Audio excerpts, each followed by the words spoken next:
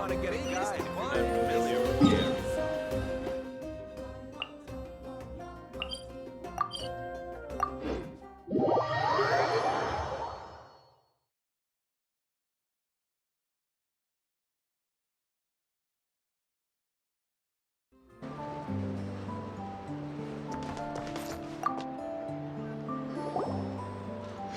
Ah, Traveler, Paimon. It's been a while.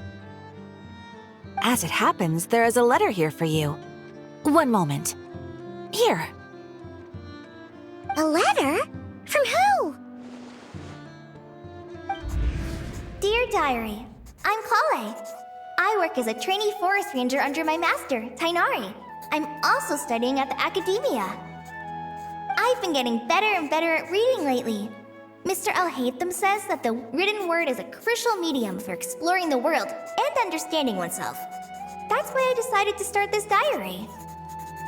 That said, what should I write about? Things are pretty quiet in Sumeru these days. Life is good. Every day is a fulfilling and happy one. When I think back to the days when I suffered from Elazar, or way back to when I was injected with God remains, I am in a much better place now. I hope it stays that way forever. I'll leave it there for now. Master said he'll take me shopping in Sumeru City today, which is great, because I've been meaning to visit the toy seller at the Grand Bazaar for a while now. Kale, time to go. Yes, Master! Huh?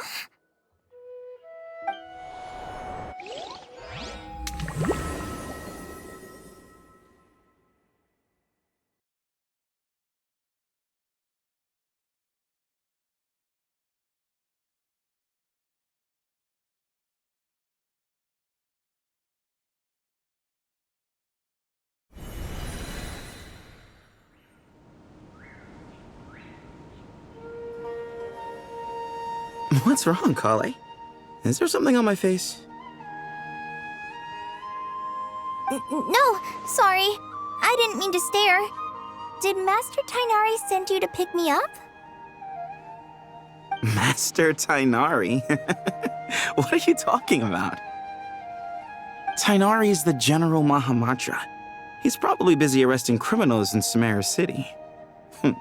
I mean, if that's what floats your boat, I can introduce you, but... Wait, Master Tainari is the General Mahamatra? But what about Mr. Sino? Sorry? Oh, you mean that guy who just joined the Vahumana Darshan? Rumor has it he's the leader of the Temple of Silence. If that's true, it's pretty impressive. Sounds like you've been getting to know more and more people since you joined the academia. That's great, but don't let your forest ranger duties fall by the wayside, okay? What's going on? Sethos is acting like he's my master, and Master Tainari has taken over Mr. Sino's job. Is this some kind of prank? If so, it's a weird choice of prank. But anyway, Sethos doesn't look like he's joking. What is this all about? Hey, you're zoning out again. I'm gonna buy some tools for the rangers. Why don't you stretch your legs a bit? It's been a while since you last visited the city, right?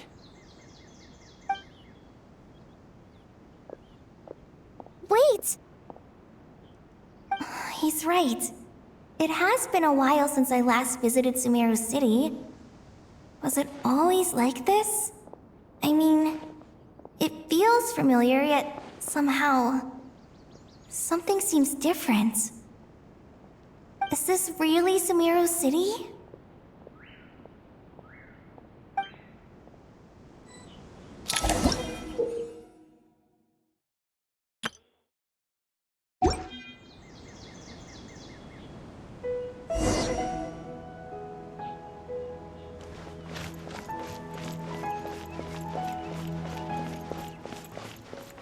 Hey, did you see who just walked by?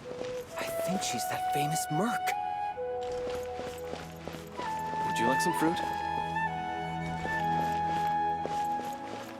How will I ever save enough money to buy that custom-made axe with floral carvings from the blacksmith?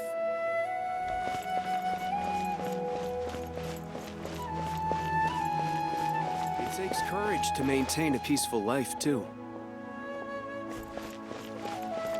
I heard that Sage disappears without a trace as soon as he gets off work. It's a little mysterious if you ask me.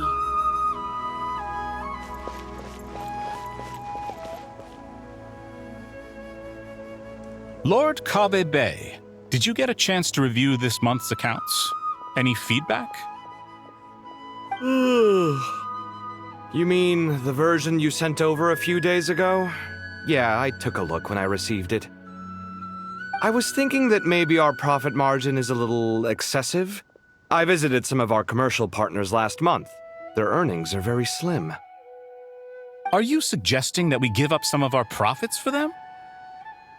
Well, since we have more than we need, yes. Making money for its own sake is pointless. Don't worry, I've already planned for it, and the numbers look fine. We can adjust the rates starting from next month. Also, about that designer you hired, I've had to revise his proposal 3 times now, but he just doesn't seem to... Let's cut our losses. Pay him his fee and send him on his way. I'd like you to get Layla on this instead. She was Cyrus's student, and she designed the Palace of Alcazarzare. Seems like a much safer choice. Who's sneaking around over there? Mr. Cave?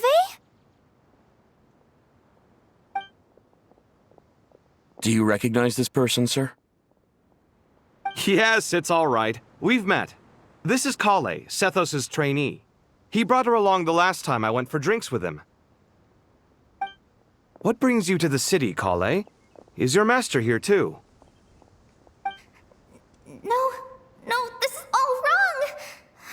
Why is Mr. Cave saying that too?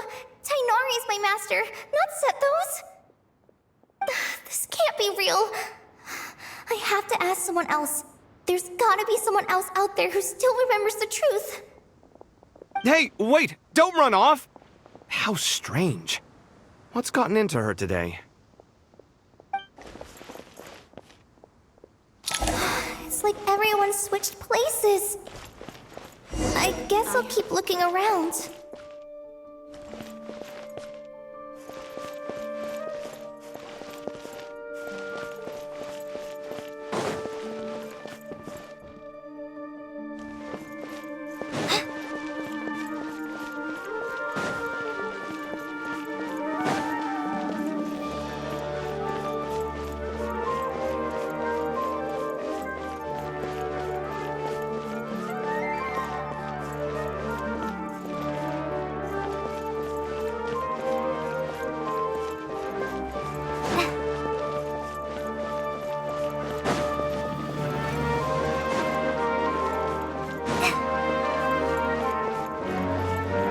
Would you like a cup of coffee? Would you like a cup of coffee? The store's been pretty busy lately. Lots of customers have been feeding Ashru, who watches over the shop, and now Ashru's put on quite a lot of weight. Maybe I should put up a sign saying, "Please don't feed the cat."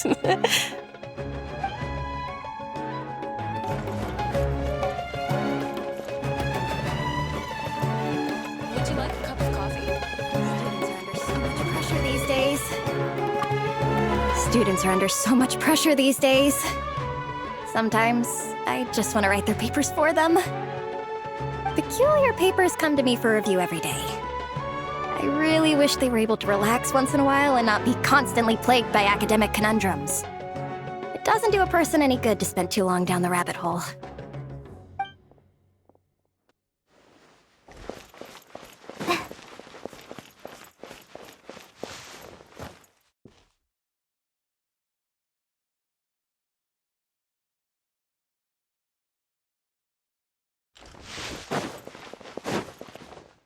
Lots of visitors today, I see. Welcome all. It's been a while.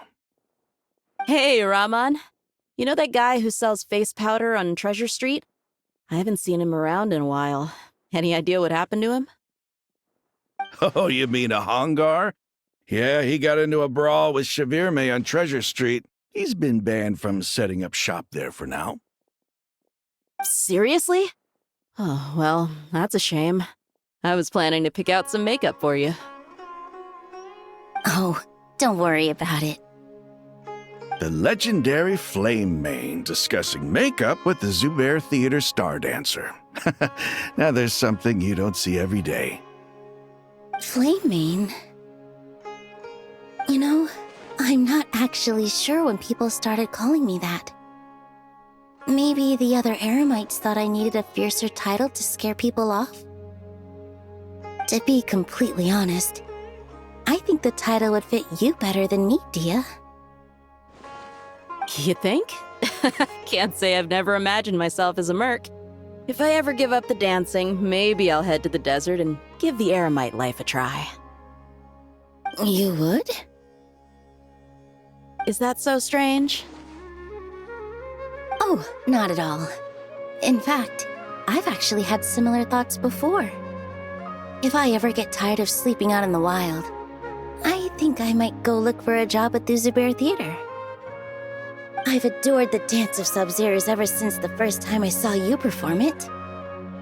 If the chance ever came up, I'd love to try it out on stage for myself.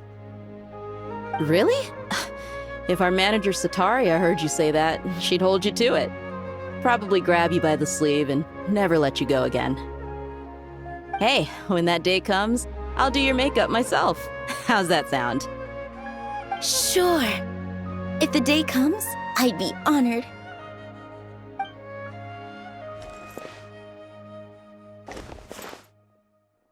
Everyone I know, everything I've ever known. Suddenly it's all a jumbled mess. The question is, who's right? Them or me? Oh, my head feels so heavy. I can't think straight. Hi, Mr. Sino. What are you thinking about? There's a chapter in King of Invocations where the spirit of someone who died long ago possesses a living man's body.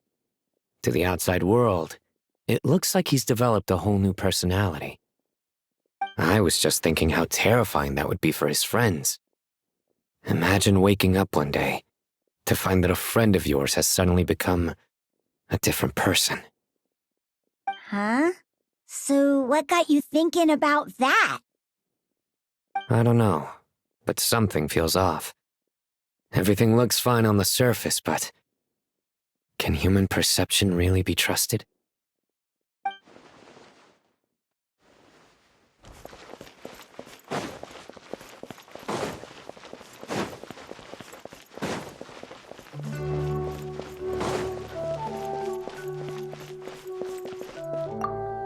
All right, not a single Mora short.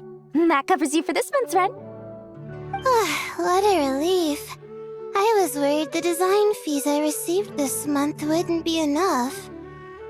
Well, next time, don't fret. Just let me know and I'll give you a few days' grace. We've known each other long enough for that. Anyway, how are you settling in? I couldn't help but notice that you're staying up late quite often. Yeah, I can't explain it. I just feel more inspired at night. Once I get in the zone, I can race through a whole bunch of drafts, no problem. But what about you? I keep hearing you sighing these days. Is everything okay? Well, it's just... Don't you think this house is a little small? I guess I should be used to it after living here for so many years. But for some reason, I've been feeling claustrophobic recently. I want to move somewhere bigger. Once I've made enough Mora, I'm gonna buy a huge new house. As big as... at least as big as the Palace of Alcazarzaray. That sounds really expensive. True. I'll never be able to afford it on a scribe's salary alone. I need to find another way.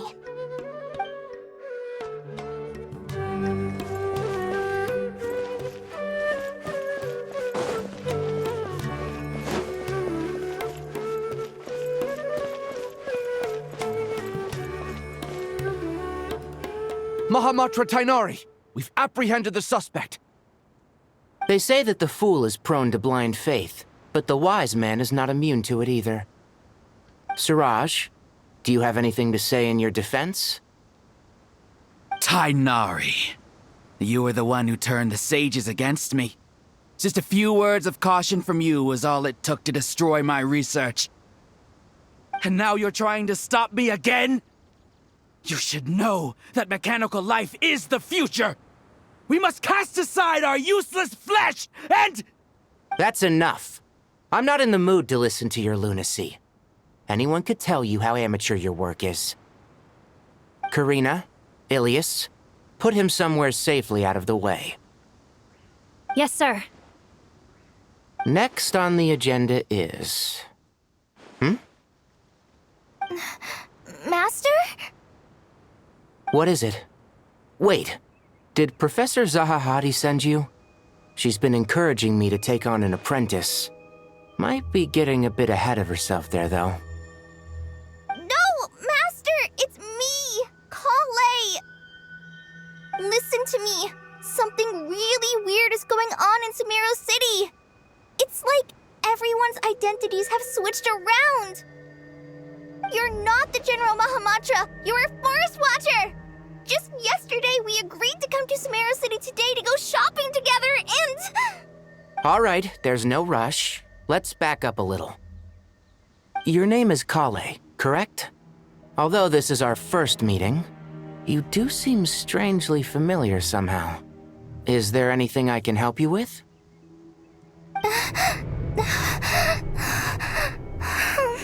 No. Master!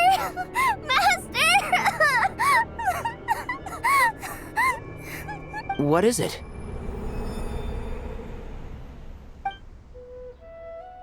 Huh? Did you have another nightmare? I've told you before, when you're tired, lay down on your back in bed and get some proper sleep. It's much better for you than napping on your front. Poor posture obstructs your breathing, which can lead to all sorts of weird dreams. Now, we're supposed to go shopping in Sumeru City today, remember? Cheer up. I'll take you to Hushang's. I heard he's got some new toys in stock. Go wash your face, take some deep breaths, and when you're ready, we'll head out. Okay. Thanks, Master Tainari. So it was just a dream. And yet, dreams can sometimes be a warning of things that will soon come to pass. Who said that? That dream felt unusually real, didn't it? Here's my suggestion. Since you're heading into Sumeru City anyway, you may as well tell Lesser Lord Kusanali about everything that happened. And just to be on the safe side, I think you should also inform your 2 traveler friends who once helped save Sumeru. I'd write them a letter if I were you. Time is short. A storm is coming from beyond the bounds of fate.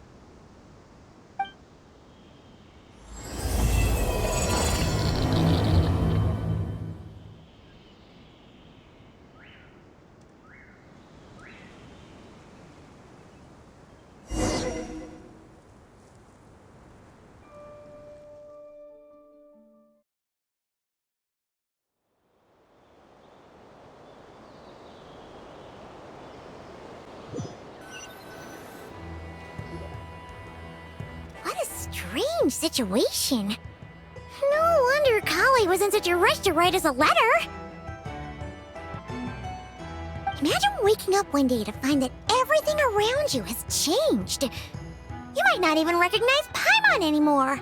Oh, that's a scary thought. Let's get to Sumeru and find out what the heck is going on.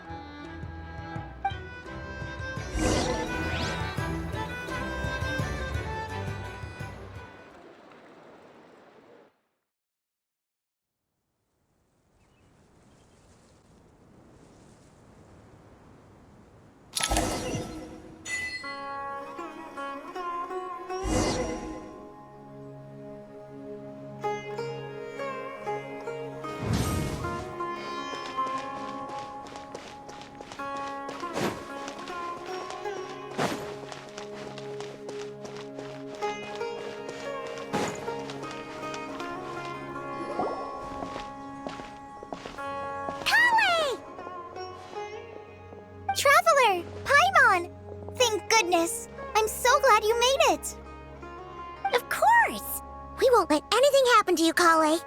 So, what's going on in Sumeru City? Looks like lots of people are moving or something. Yeah, I was just gonna say. After I wrote my letter, Master and I went to Sumeru City and told the Dendro Archon everything that I experienced, from start to finish. She was silent at first. It seemed like she was deep in thought. Then the next day, we got told that she was ordering everyone to leave Sumeru City immediately and move to Caravan Rebot. The entire population of the city has to move? Not just Sumeru City. The evacuation also includes Lokapala Jungle, Avidia Forest, Ashavan Realm, and Ardravi Valley. Basically, everyone living in the rainforest must temporarily relocate to Caravan Rebot. Holy smokes! It's crazy! Yes, it's quite an operation. Even if people only bring the bare essentials, the scale is simply enormous. They've requisitioned almost all the Sumpter Beasts in Sumeru for the task, including the entirety of Dori's Sumpter Beast Park. The Dendro Archon said that what Kale experienced was not a dream, but a warning. After our meeting, she immediately summoned the 6 sages to analyze the situation and discuss countermeasures. They concluded that the events seen in the dream are very likely to become a reality, and that an unknown danger is rapidly approaching. Oh, please keep that to yourself.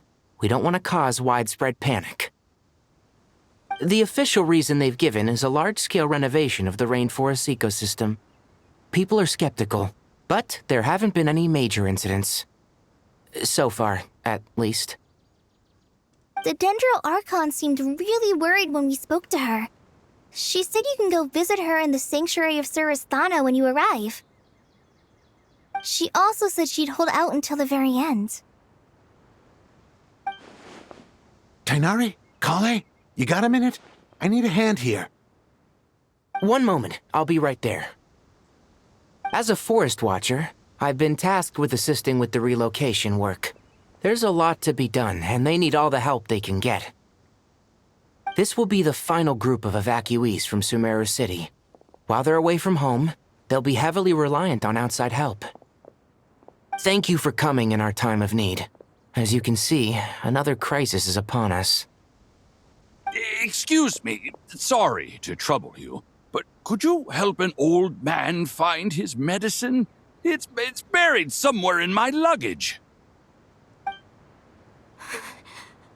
Where's my mom?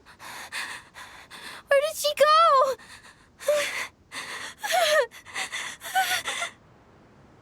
go? Don't worry. It'll be okay. Those items are worth a small fortune. Make sure you store them somewhere safe. You understand? I bet you thought you'd get away with this in the chaos, huh? Guess again. No petty thief gets past me.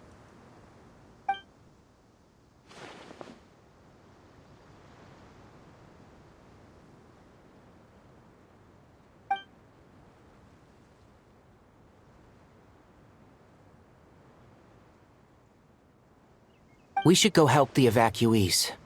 See you around. I'm so glad that you believed me and came all this way to help. It means a lot. Please stay safe. Don't worry. We may not know exactly what's going on yet, but as long as we stick together, we'll find a way through this. Goodbye! Look after yourselves! Will do. See ya!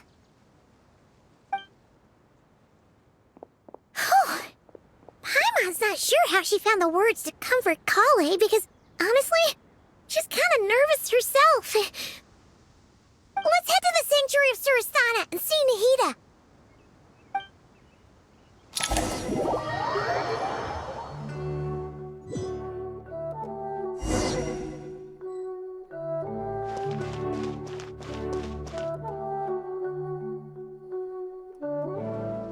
Who goes there? No unauthorized access to this place. By order of Mahamatra Sino.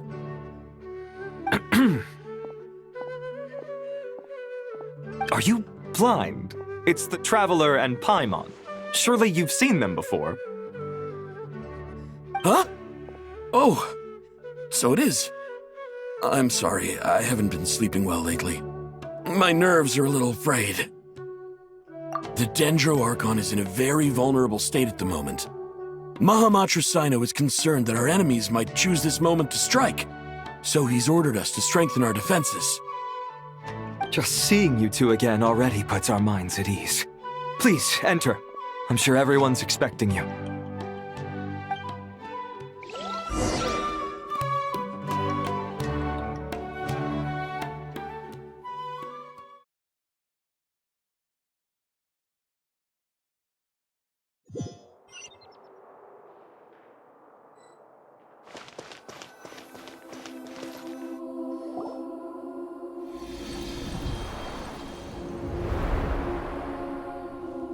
Traveler, Paimon, you made it.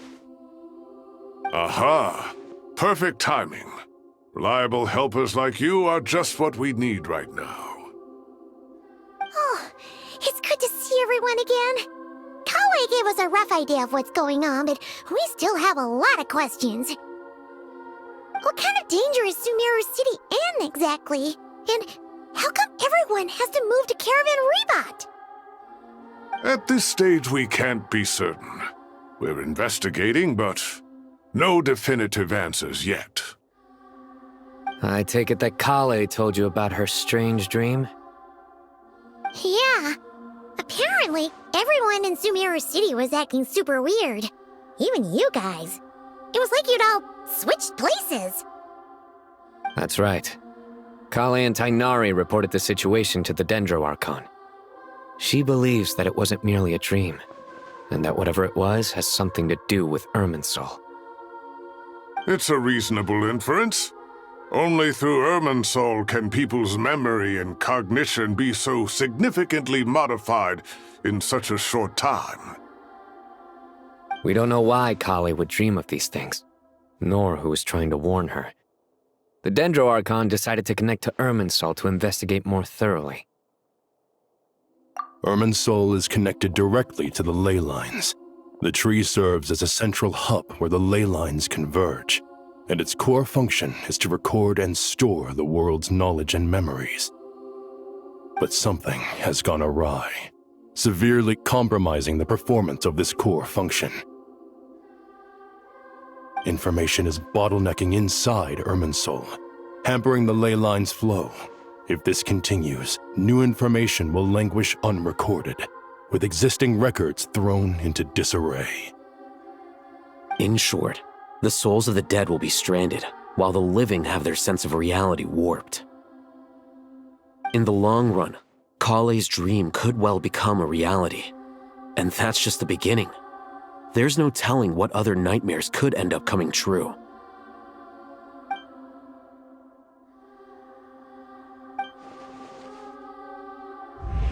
I have come this far, to use my death to open the gates of the ley lines to my people.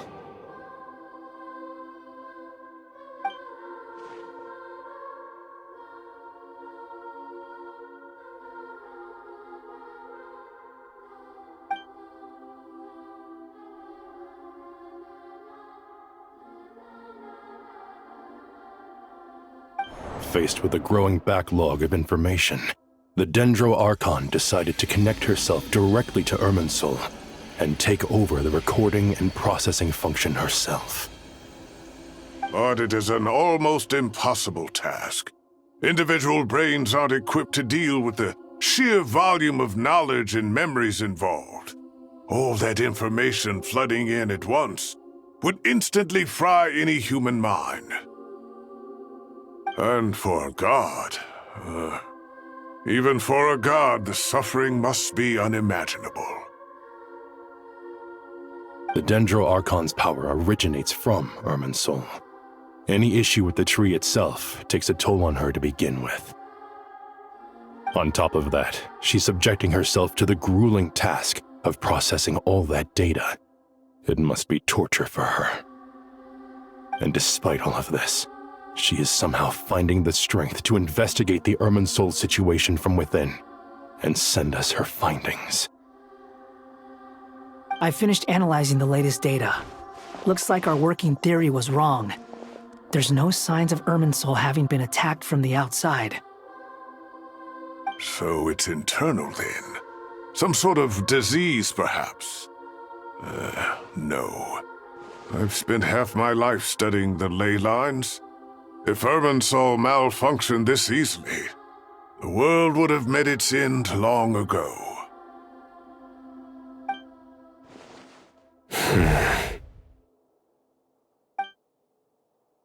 Sino? What is it? Not long ago, I got a tip from the Corps of 30 that a large number of unidentified merchant caravans had recently been spotted entering Sumeru through Beta Harbor. At first, I suspected that they might have something to do with all this, so I sent some people to investigate. But if Irminsul wasn't attacked from the outside... Don't you think there are more important things to worry about right now than guessing who's behind all this? It's been over 12 hours with no new intel. If even the Keeper of Irminsul is this badly affected, you can imagine how bad things are in there.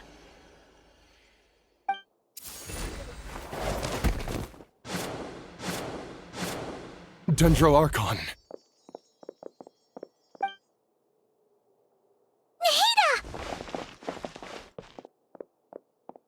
What's wrong? Her breathing is weak, and her elemental energy levels are dangerously low. Looks like it's time to move to the backup plan. What's the backup plan? Get out of the city and take the Dendro Archon with us. The entrance to Irminsul is directly beneath the sanctuary of Surasthana. That means this is ground zero if anything goes wrong. The Dendro Archon has a very strong connection to Irminsul. But theoretically, this connection should grow weaker with distance. Under normal circumstances, she could unleash her full power here. But with Irminsul out of control, our first priority is to get her away from here. The situation is critical. There's no time to deliberate. Everyone in agreement? I'll deal with it. I'll also let the Matra and the Corps of 30 know to start evacuating.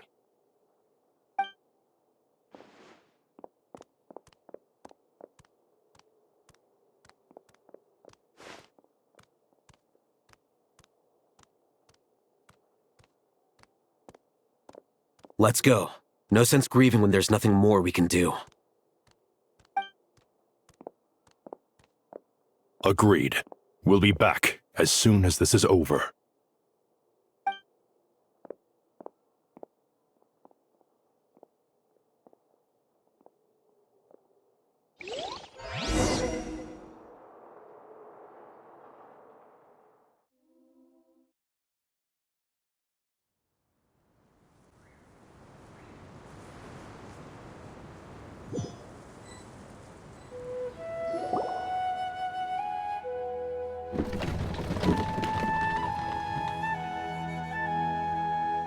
The last group of civilians has been safely evacuated. Dendro Archon's carriage will travel with them. Sino and Hat Guy will protect the convoy. With the Dendro Archon in a coma, we've lost our means of investigating the situation. And with Irminsul still deteriorating, we have no choice but to evacuate Sumeru City. Feels as though we're being pushed along by an invisible hand. Stop moaning, Cyrus. We're the teachers here. We should be showing a little more confidence, don't you think? A wise judgment. Let's move out to Caravan Rebot.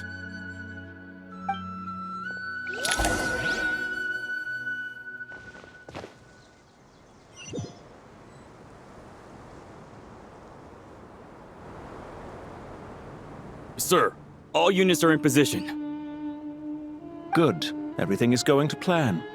Interfering with Sumeru City is a necessary step, so do not hesitate. The Irminsul situation will not harm you.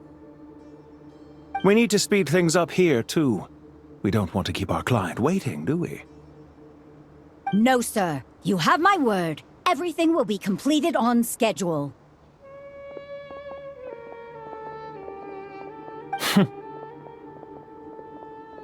They say that fervent ambition attracts the favor of the gods, and with it, a vision.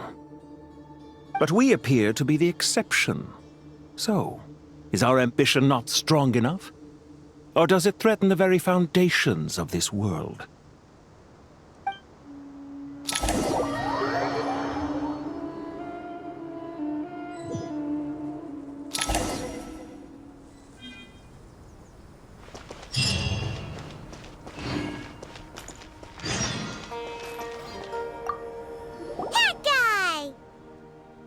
What? Nothing. You just looked like you were lost in thought there. Do you have any ideas about what's going on? From what I know about Irminsul, the system doesn't break down that easily. I don't have the faintest idea who could have done this. Actually, one name did cross my mind. But, he's already dead.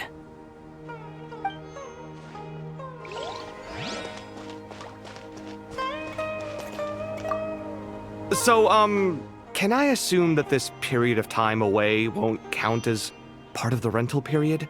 Maybe we should deduct it from next month's payment. Sure. Great!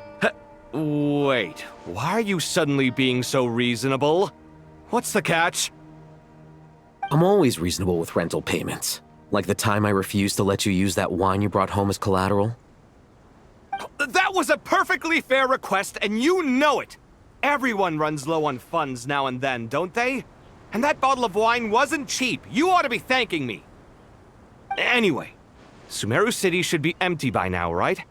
With no one at home, I've been worried about security. I'm worried about burglars. What would they steal? That new scroll you bought?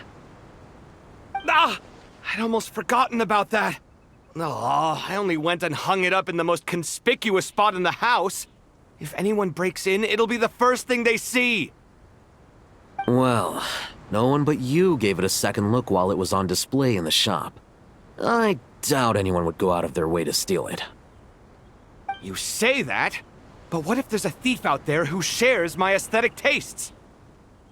Then you can only hope he shares your taste in expensive wine as well. Always worth having some collateral. You!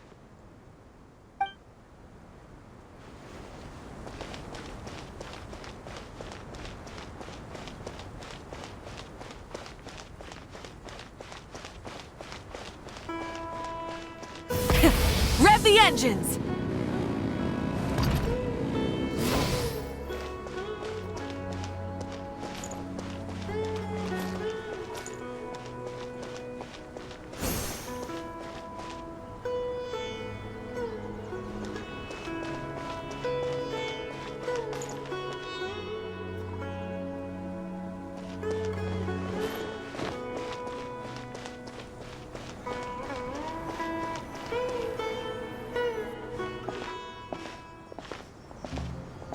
How is the Dendro Archon? Her breathing is steady. I prepared some therapeutic incense for her, but it hasn't had much effect. Her vitals are still very weak. Based on the information you've provided, I have a working hypothesis. Her condition is partly due to Irminsul's influence, and partly due to a physiological imbalance caused by the rapid depletion of her power. Elemental energy usually flows through the body at a relatively constant rate. The body grows accustomed to this rhythm, so when it's thrown out of balance, physical symptoms will appear. Is this similar to the ley lines? Overloading and withering both directly affect their vitality, potentially causing irreversible damage. Correct. From a biological perspective, if you overexert yourself, you pay the price with your life. The Dendro Archon is not only drained of power, but her life force is at a critically low level. Is there any way to restore her health? I know the ley lines have strong self-healing abilities. As long as any blockages or pollutions are dealt with, they can quickly regain their vitality. But what about people? Well, gods. What's their capacity for self-healing? Before we think about that, there's a bigger predicament to resolve. Restoring the Dendro Archon's power requires us to heal Irminsul first. But that will be extremely difficult without the Dendro Archon's power. Paimon's already getting lost here.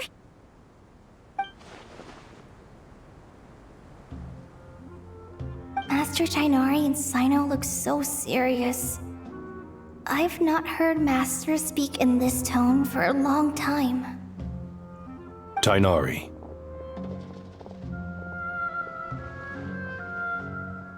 Master Nephis? Sages? Tainari, haven't seen you in ages. Have you gotten taller? Or did your ears get longer? Hopefully the former, Uncle Baladuri. Sino, where's Professor Cyrus? I thought he'd be with you. He went out into the wild to investigate the situation. He said that the Irminsul anomaly will likely start to affect the real world soon. He shouldn't be trotting around alone at his age. Which way did he go? I'll look for him later. Would someone mind introducing us? Ah yes, of course. Allow me to do the honors. I'm sure we're all familiar with the Traveler and Paimon. They're the heroes who helped foil Azar's conspiracy and save Sumeru. These gentlemen and I are the 6 current sages of the Academia. Balduri and I are part of the Old Guard, while the other 4 took office after Azar and his clique fell from power. We have Sage Alkindi of the Spontamad Darshan, Sage Farnas of Kasharawar, Rataoist Sage Shakir, and finally Haravatat Sage Rusht. Nice to meet you all! I've heard much about you. Delighted to finally meet you in person. You're younger than I imagined for someone with the power to stand up to fate itself. Thank you for lending your aid to Sumeru once more. Once we're on the other side of this, could we get a photo together? My daughter has a friend named Isak. He's always talking about you two. Of course!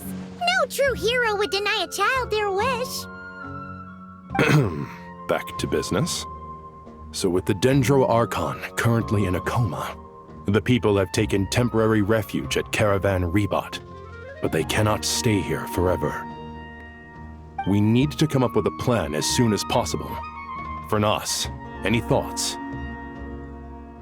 Well, firstly, having reviewed the data, I'm inclined to agree with your assessment. This doesn't look like an attack on Irminsul from the outside. Rather, it resembles a malfunctioning machine. Calculations going haywire and sparks flying. That being said, before we consider how to fix it, we need to understand precisely what has gone wrong.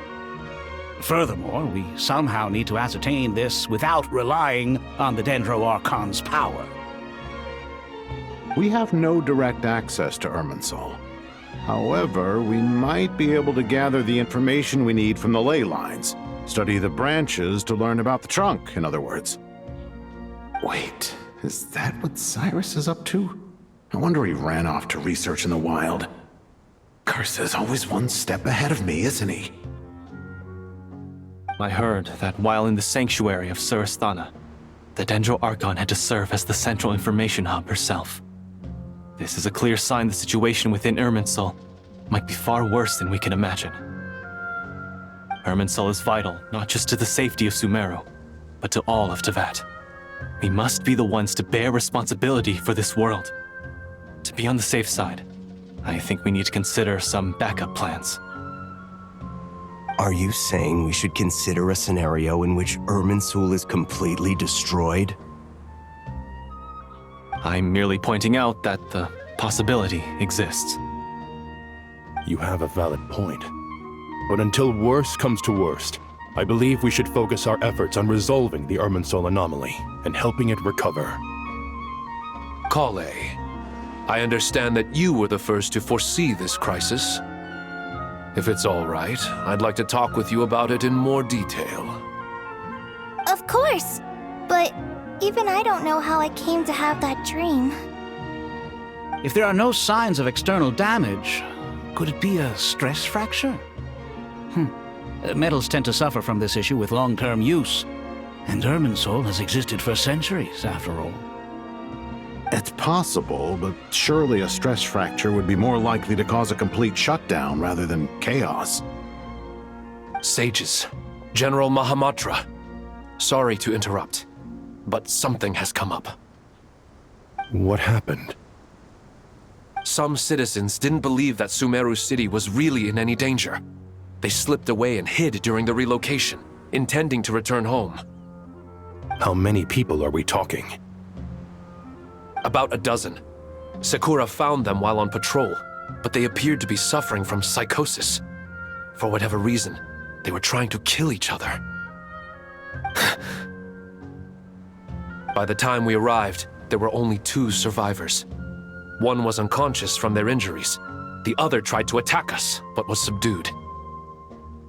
Where did this happen? Near Yasna Monument. That's not far from Caravan Rebot. Master. I know. The Irminsul anomaly is beginning to have effects in the world. I didn't expect it to spread to Yasna Monument so soon. It almost feels like we're being chased relentlessly, with no time to catch our breath.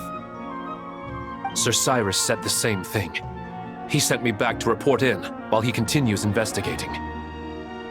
I'll go join him. Count me in too.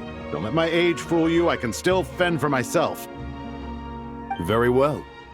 Meanwhile, the rest of us will continue discussing our next steps. Get back soon. Take care of yourselves. It's getting dangerous out there.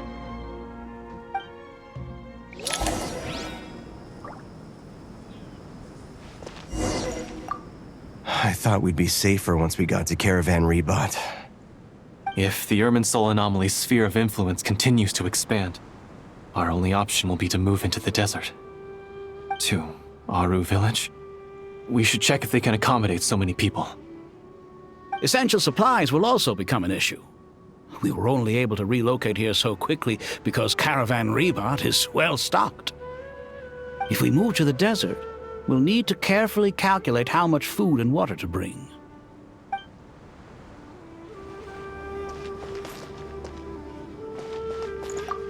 Don't be nervous, Kale.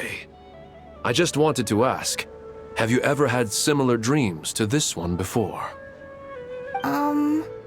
Similar how?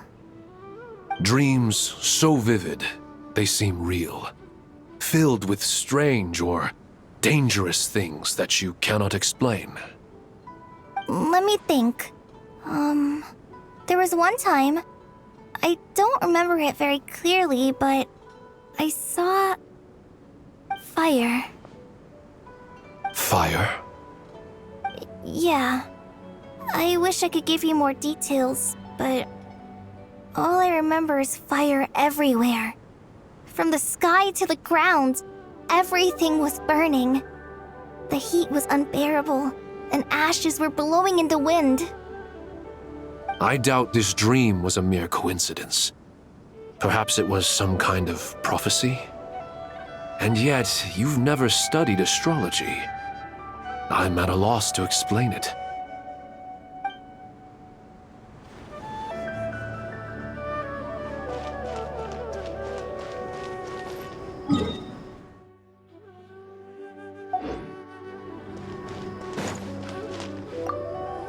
Thank you for everything, Tainari. Don't worry about me. I'm fine. But if you don't mind me saying so, Master, you're looking a little nervous yourself. I only just got appointed as Grand Sage, and now this happens. It's quite overwhelming. Looking back now, I don't think I handled the situation with Azar very well at all. Yes, I protested, but I went about it the wrong way. Instead of helping, I just ended up getting locked away. Now that I'm the Grand Sage, I have to be responsible for everyone's lives, including the dozen or so who fled to Yasna Monument. I can't help but blame myself for their deaths. It's only natural that you want to do the best job you can, but Master, We both know perfection is impossible. You're right. We may well be heading into the desert before long. Feeling up to it? We left in such a hurry that I didn't bring any sun lotion, but I'm sure I can make some from local ingredients here. That was a big part of my graduation thesis, after all. Still remember? Of course, like it was yesterday. I remember asking you if you'd like to stay and teach, but you turned me down without a moment's consideration. Anyone else would fight tooth and nail for the chance to research by my side, but you couldn't get out the door fast enough. Weren't you afraid I'd hold up your thesis and stop you from graduating? If you'd pulled a move like that, I would have reported you to the Matra right away. You wouldn't give me a second chance? What about the bond between mentor and student? No, Master. I would not sit by and watch you go astray. Very good. Then I taught you well.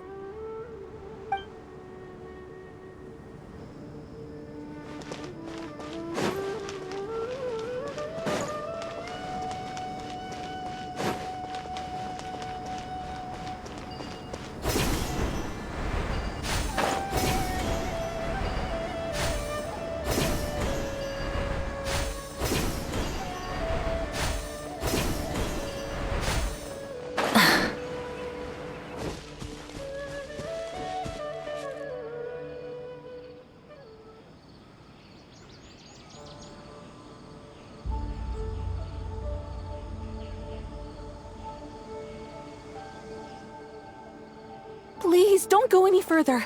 As you get closer to Sumeru City, there's no knowing what dangers you might encounter. So this is our mentally disturbed man? I'm going to gut you all!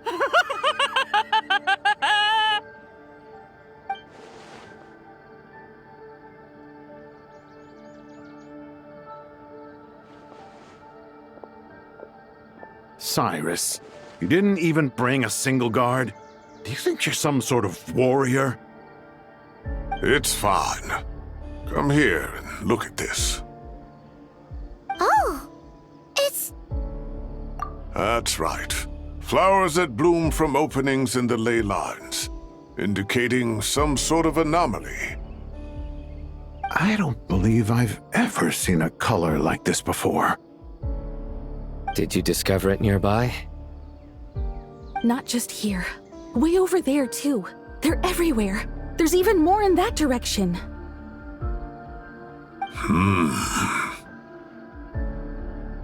How did you ascertain the situation further ahead? Didn't you just say that we can't go beyond this point? Yes. This area is relatively safe so far. But if you continue forward, delusions will start afflicting your mind. However, some vision-bearing mercenaries were able to maintain their sanity a little better. They're the ones who brought back news from further afield. Sino, do you remember the class I taught on dissecting ley line blossoms? I do, Professor. I received full marks in that course. Good. After all these years, it's time to put that knowledge into practice. There must be anomalous information hidden within these blossoms. Alkindi, I'll need your help as well. Been a while since we worked on a project together, hasn't it? Sure has. Well, what are we waiting for? Let's get to work. Anything we can do to help?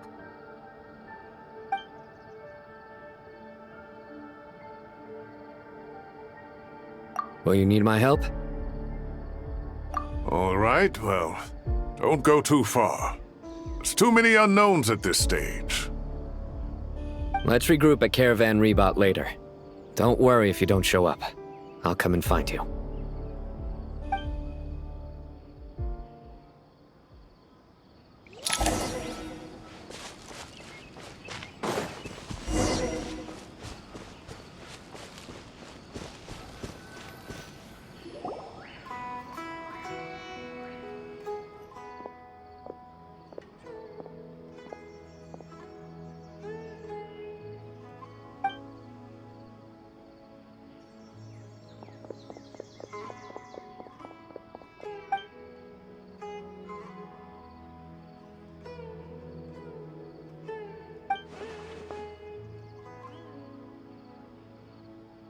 That should be the heart of Oasis. All we need to do is light it with the fire seed, and it'll restore a pep with elemental power. The damage it suffered internally will also slowly begin to heal.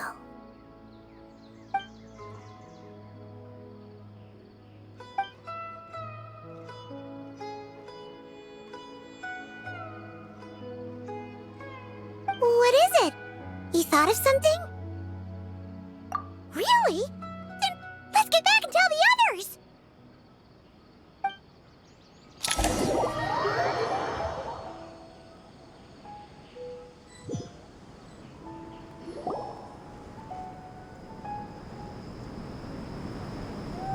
Whew. Glad to see you've returned safe and sound. Any longer and we would have gone out looking for you. Well, this is a nice surprise. Paimon sure feels better with everyone we know here. We've made some progress, so let's start by giving you and Paimon a quick update. By dissecting the ley line's blossoms, we've been able to deduce that although Irminsul is experiencing an anomaly, it has not completely rejected access from the outside. The Dendro Archon has the power to connect to Irminsul, but there's also another way. I assume you recall the devices everyone was wearing when you first arrived in Sumeru? Devices? Oh, wait. You mean... The Akasha terminals? That's right. Of course! It's been so long, Paimon almost forgot all about the Akasha. Wasn't it shut down, though? Yes, but although the system isn't currently operational, the technological infrastructure is all still there. And it turns out that a certain someone gets so bored at work that he's actually read through every single one of the instruction manuals. No prizes for guessing who that was. If praising others is that embarrassing for you, you can simply spare yourself the ordeal. As much as it pains me to say anything nice about him, there's no denying his intelligence. He rarely forgets anything he's read. The Akasha is exactly what Sumeru needs at this moment. Between us, we should have all the knowledge and expertise we need to get it up and running again.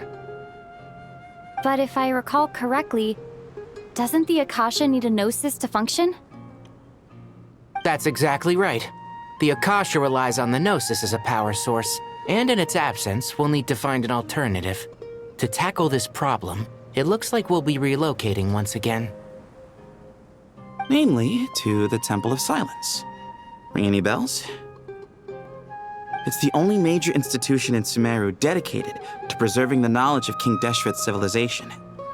You might find the answers you're looking for hiding there. I agree. There's a good chance. Master Nephis and the other sages have discussed it.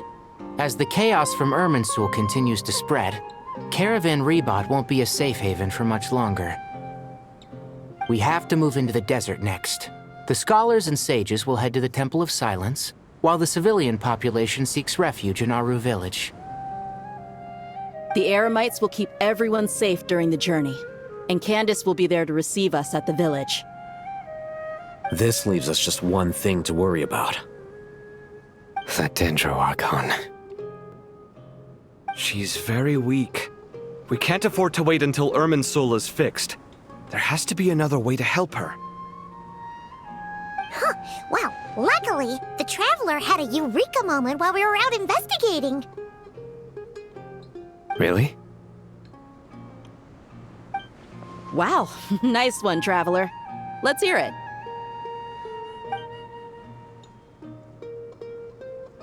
What say our Amorta experts? Theoretically, it's feasible. From what you're saying, although elemental life and elemental energy have their differences, the Dendro Archon has explicitly stated that she can imitate the power of the former. In which case, as long as Apep is willing, she should be able to convert her own power into a form that the Archon can use. It wouldn't be difficult for her at all. The only problem is convincing her to help.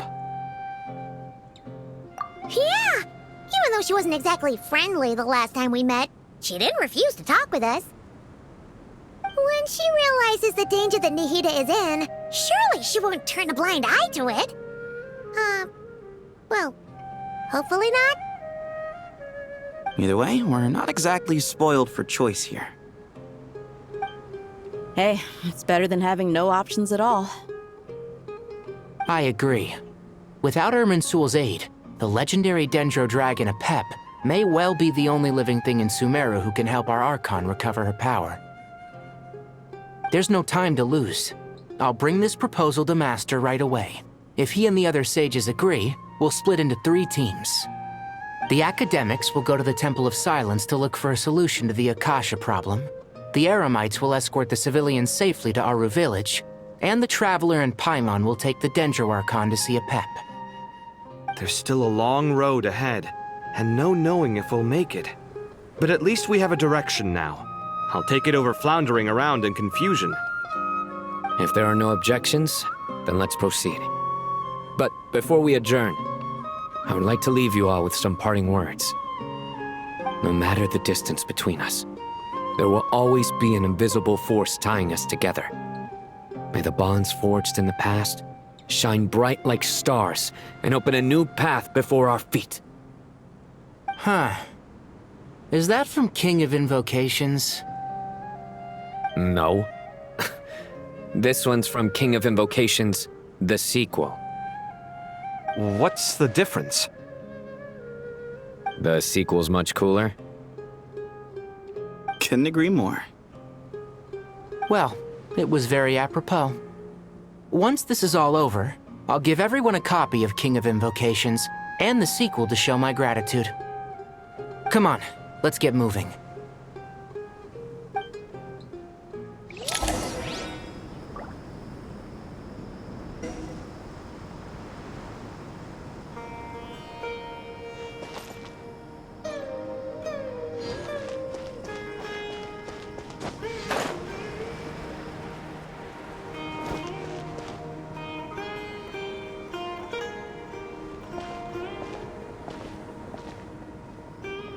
Tainari has brought me up to speed. I approve of your plan of action. But we can't proceed with everything right away. The people need to rest. For many of them, this will be their first time in the desert, so we'll need to find additional personnel to help escort them. You two, please go on ahead with the Dendro Archon. Let's rendezvous at the Temple of Silence later. No problem. We got this. Words can't express my gratitude. So let me just say, I hope everything goes smoothly for all of us. Goodbye for now. All right, let's get going.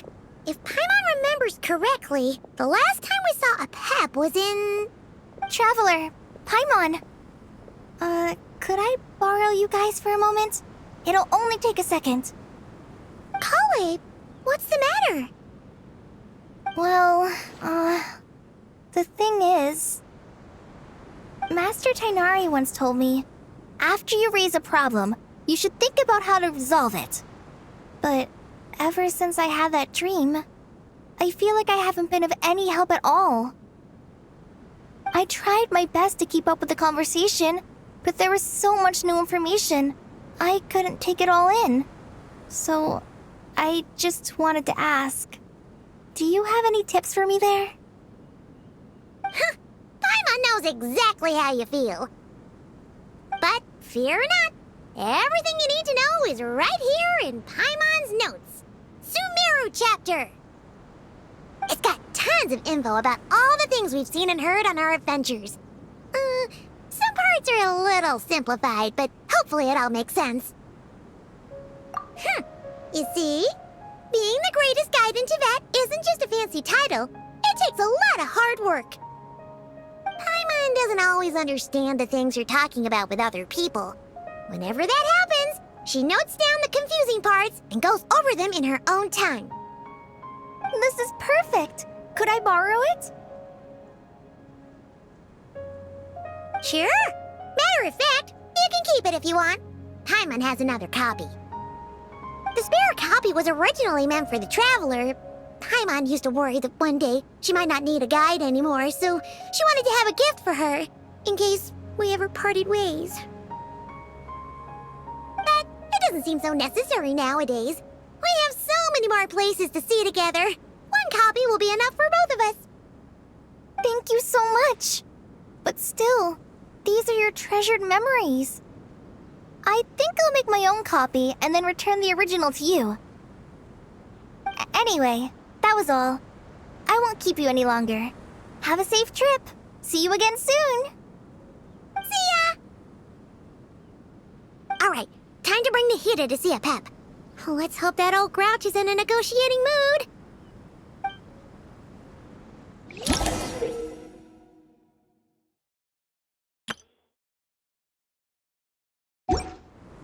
Hey, here's a thought.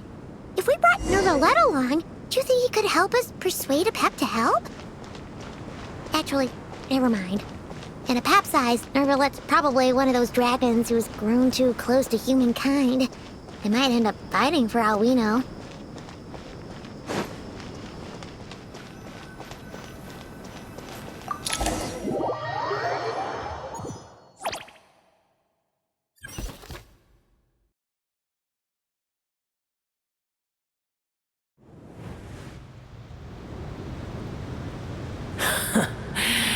I had a feeling your kind might come calling.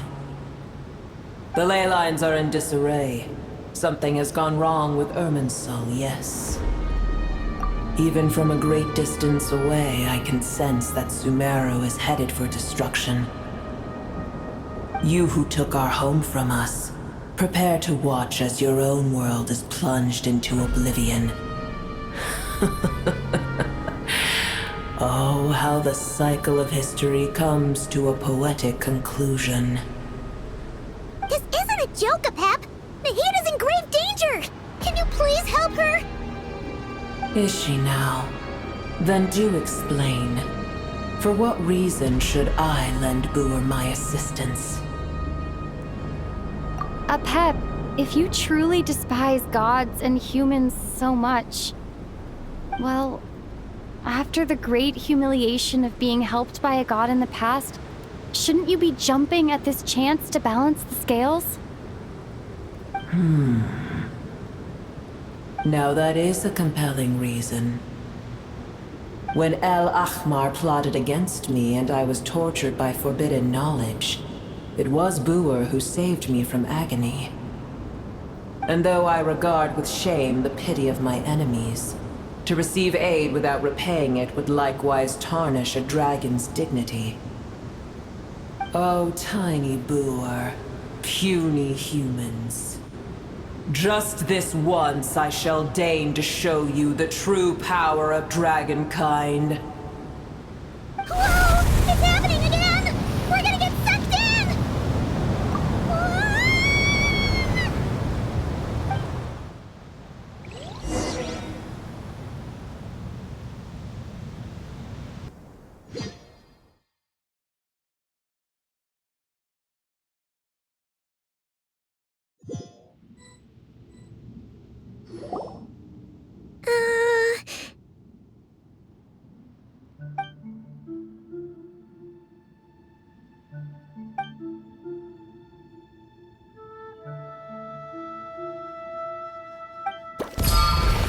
It is done.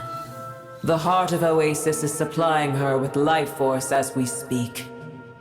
It shall not be long before she recovers. But I should warn you. Boer's existence is closely intertwined with Irminsul. Unless the issues plaguing it are resolved, she will never completely recover her former strength. Oh, thank you. Spare me your words of gratitude. You may also spare me your feigned concern.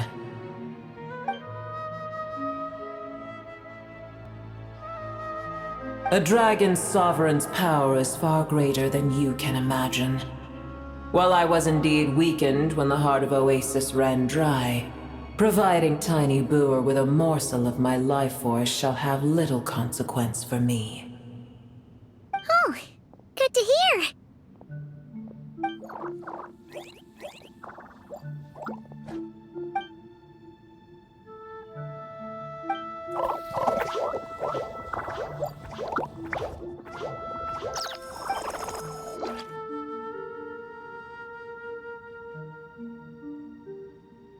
Ever held in high favor, I see. Oh, well, you know. The compliment was sincere. Simply accept it.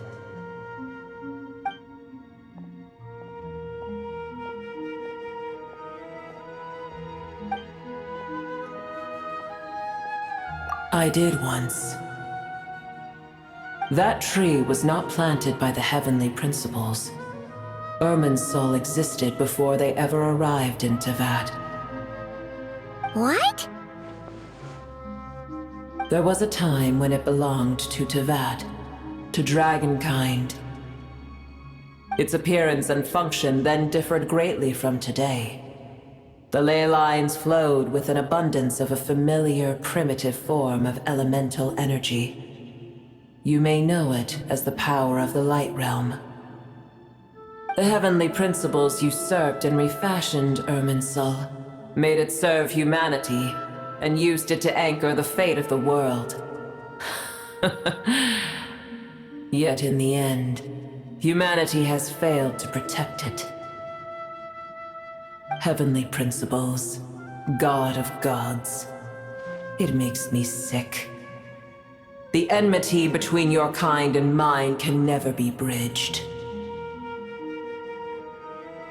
As things stand today, holding a grudge against you would serve no purpose. But there will come a day when we reclaim this world for ourselves. The opportunity will arise no matter how long we must wait. I can already sense that far away from here, the Hydro Dragon has wrested his authority from the hands of the usurpers. Though we have yet to meet, I know that we are both preparing for our revenge day and night. Uh-huh.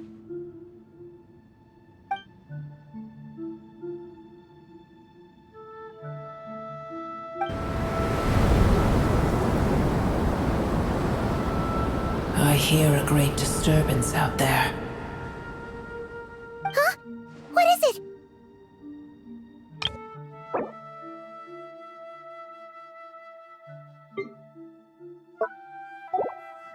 Sandstorms come.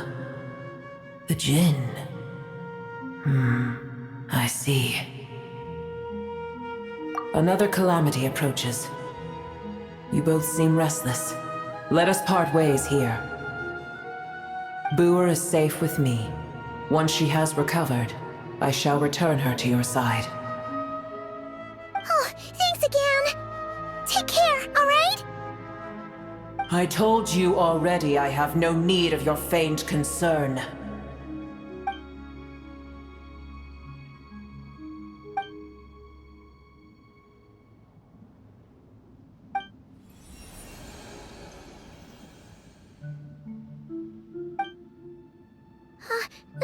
Nahida? You're awake! Are you okay? Cease your interrogation. Yes, she awoke for a brief moment, but she has now lost consciousness again. Take it. We shall talk more at another time.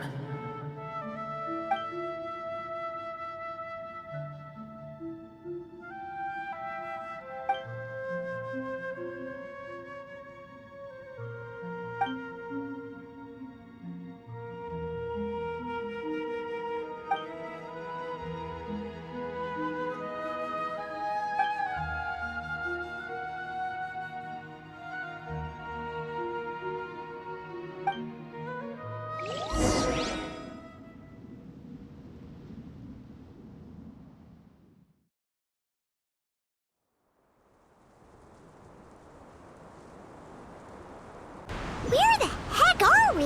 Did you just dump us in the middle of nowhere? Wait. No. Paimon remembers now. The Temple of Silence is over that way. Come on, let's go find the others.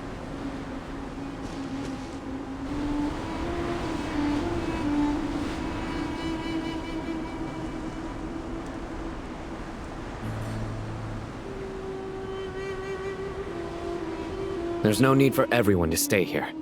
I'll protect the sages. The rest of you, return to Aru village. Yes, Mahamatra Sino.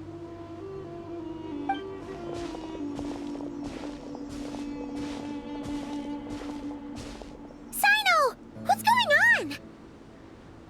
You're back. How's the Dendro Archon? What a relief. It's the Jinn. Countless Jinn have stirred up violent sandstorms across the desert, blocking our path to the Temple of Silence. Tainari and Kale have returned to Aru village to help. The Jinn are being highly aggressive, so both the village and the merchant caravans require protection. It's just one thing after another. Where did all of them come from anyway? In all my trips to the desert, I've never seen anything like this before. As I see it, the only possible candidate is Gurabad. Gurabad? Baladuri could explain in more detail if he were here. All I know is a rumor I've heard about from previous trips to the desert. Supposedly, a great number of dormant Jinn lie sealed beneath that city.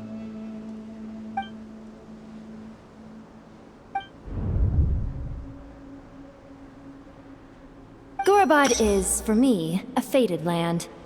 I must therefore return back to this city, where my destiny awaits me still. My master, I am sorry that I couldn't stay by your side for long, and that I could not have more time to get familiar with you. Lilipar. Yeah, we once said goodbye to a friend there. Well, maybe not a friend exactly, but someone we met on the road anyway. She was a strange bottle. If we can find a way to wake her up, maybe she can help solve the situation in Gurabad. Well, be careful. You may find there's more than just the Jinn to worry about. You mean, there are other dangers in Gurabad? It's a sensible assumption to make. The moment we arrived in Caravan Rebad, the Irminsul anomaly started spreading in that direction. Now we've moved to the desert, and suddenly we're plagued by Jinn and sandstorms. To call it a coincidence would be a stretch. Don't worry, we've gotten a lot stronger since our last stint in Sumeru.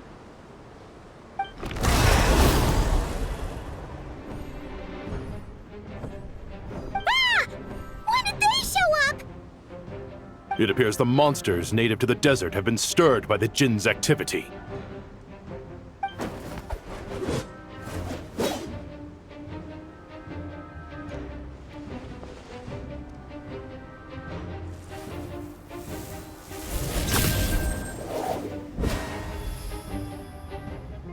You should get going. We'll take care of things here.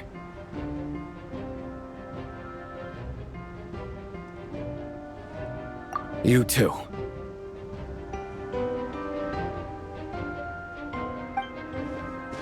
Don't do anything too risky. You got it?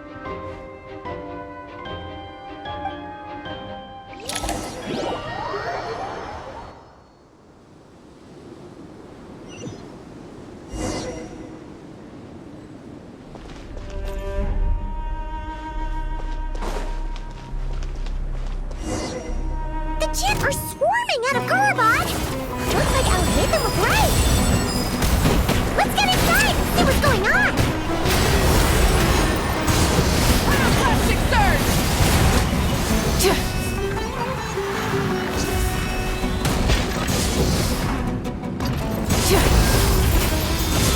I swear by my sword!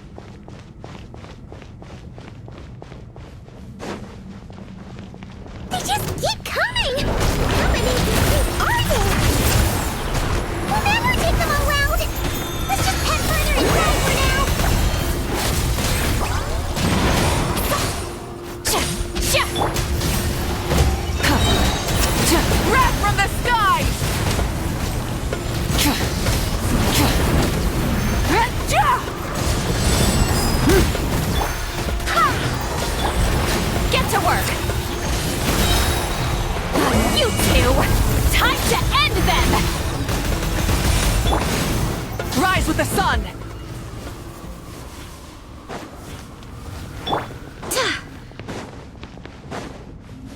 Target spotted! Looks Army like lasers are ready! The Patsui! They must be using this place as a stronghold! Are they the ones behind all this?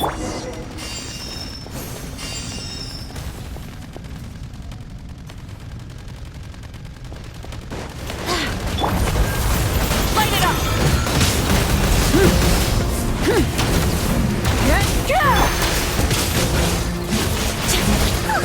Fighting Jin with one hand and Patsui with the other?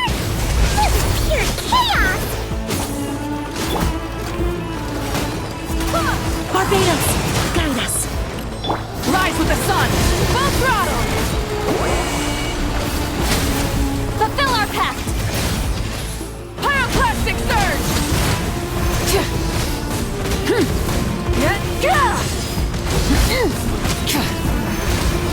Full throttle! Lolling! East Papa! Get him!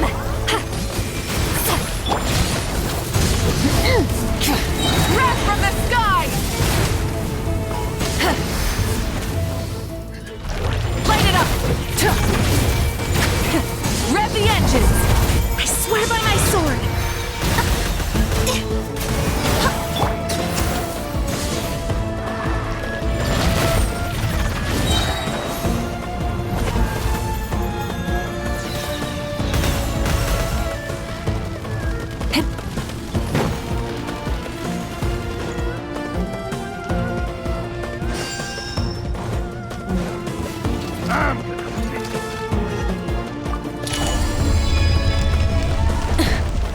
Do you see that strange machine? Paimon has a sneaking suspicion that that's the thing wrecking Gurabad and setting all those dangerous Jin free! The target has reached the core zone. Requesting backup. Repeat, requesting backup. Backup en route! Stop her at all costs!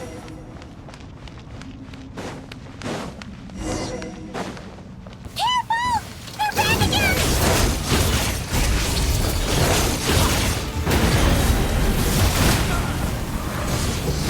Try and stop me!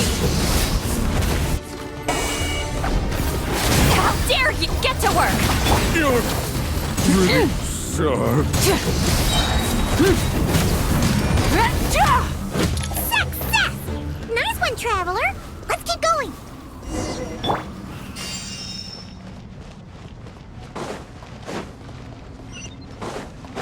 Fulfill our pact! Light of the blazing sun! Rev the engines! Back of it here! You two! Time to end them! Show no mercy! Rise with the sun!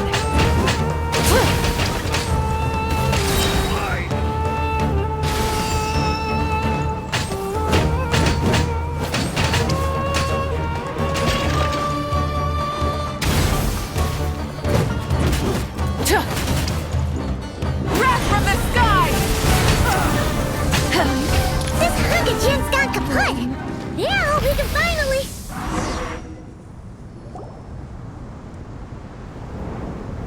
It seems my subordinates failed to stop you in your tracks. Apologies, sir. There is no need to apologize. You did well to hold your ground against such a powerful adversary for as long as you did. I must commend your courage and perseverance. So, you're in charge here, huh? First the problems with Irminsul, now this mess in Gurabad? Are you the ones responsible for all this? I'm afraid I cannot answer that. I assume you aren't naive enough to expect answers from an enemy. Oh, this guy is so snooty! However you want to spin it, you're clearly involved in this somehow. So you can either start talking, or we'll have to make you talk. Let's get him! Traveler, what's wrong?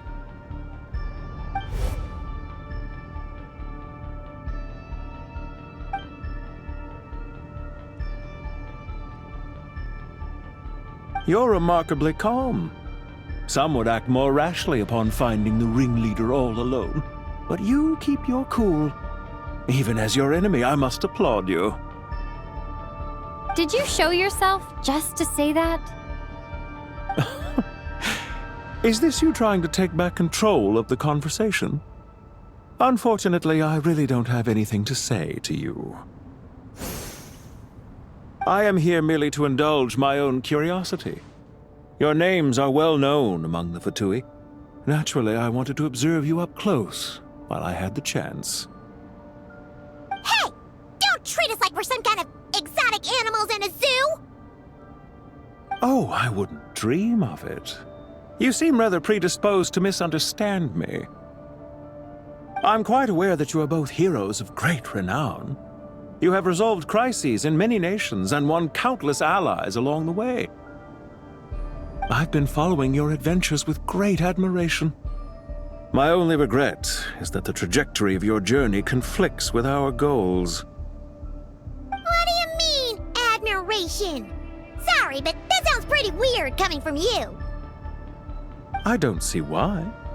We may happen to occupy opposing sides, but there is no cause for deep-seated enmity between us. To respect one's enemy is to respect oneself. Well, now that you're observing us up close, what do you see? I've observed as keenly as I can. Yet, while I endeavor to understand, your true strength remains a mystery to me. Violence is not my area of expertise either, so, you see, I would much rather converse with you like this than determine a victor with the edge of a blade. Besides, I've heard that even 3 moons in the sky fail to eclipse your brilliance. I know better than to bite off more than I can chew. 3 moons? So, you have a connection with the Harbinger, the Doctor. Well deduced. Our commander, Dottore, died in Nodcry, but there are things that do not end with his departure. We must... Look at me. I almost divulged more than I should have. What are you after? Revenge for Dottore? Or are you plotting something else? I've said quite enough, I believe. There's no point in continuing this conversation, except to say, I've noticed that you seem to know your way around here quite well. A repeated visitor to Gurabad, are we? Ugh. I'll take that as a yes. Then I'm sure you'll have heard the story of this place. The mother of the Jinn, Lilupar, and the tragic tale of her vengeance that spanned 3 generations. It was right here that Lilupar once helped the wise to ascend to the throne. But from that moment on, every king who sat upon it was corrupted by power. These degenerate rulers lost control over their nation, and with it, the right to occupy that exalted seat. What are you trying to say? I once admired you for your adventures. That is the earnest truth. But it appears to me that your journey serves ultimately to uphold the rules of this world. Are these rules truly just? Does the heavenly principles rule with wisdom or folly? And how can we be sure that the 7 who wield authority over the world will not be corrupted? Do you seriously think you're gonna convince us of anything? Convince you? I'm sure my commander already tried that. Why would I waste my breath doing the same? If a few words from a stranger were enough to make someone completely change their stance, it would only prove that they never had a firm will to begin with. I am merely stating my position, so that we might understand each other better. One's enemy in the present may not necessarily be an enemy for life. As for what game I'm playing here, I'm simply buying some time. But now I must bid you farewell. It was a wise decision not to attack me immediately. Since you did not fall for my ambush, I will now have to ask those in hiding to reveal themselves. Leave this to us, sir. Very well. I trust you to do what is necessary. Stall her while I execute the next step of the plan. Sumeru City, Irminsul.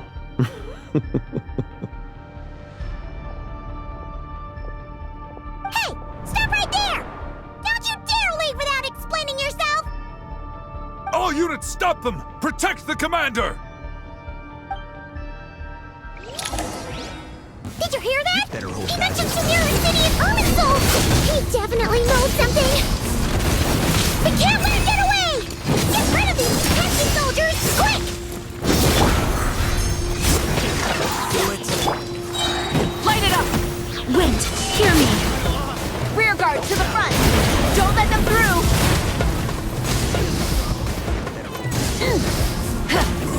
Get that thing in position!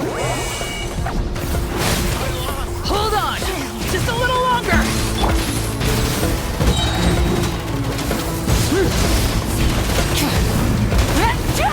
Wrath from the sky!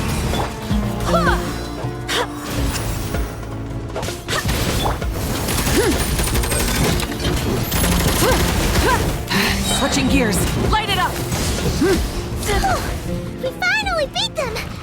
That mysterious guy can't have gotten far! Let's catch up with him!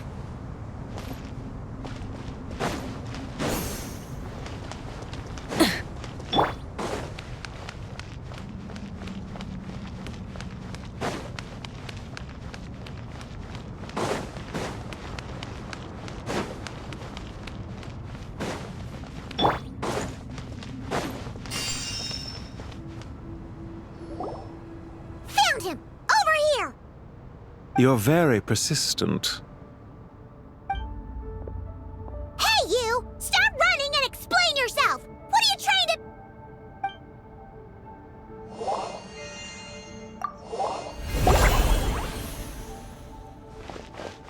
What's this? Relax. A small trap like this won't be enough to hold you. The sandstorms from Gurabad will die down soon enough, but this small window of time was all we needed to launch the next phase of our plan.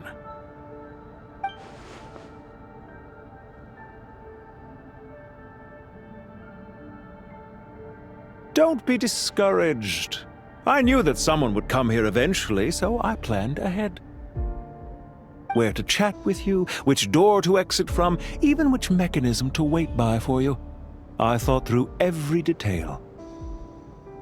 You, meanwhile, know nothing of who I am. So far, you've only heard my voice, and for all you know, it may not even be real. But not to worry. This is only our first meeting. It shan't be our last.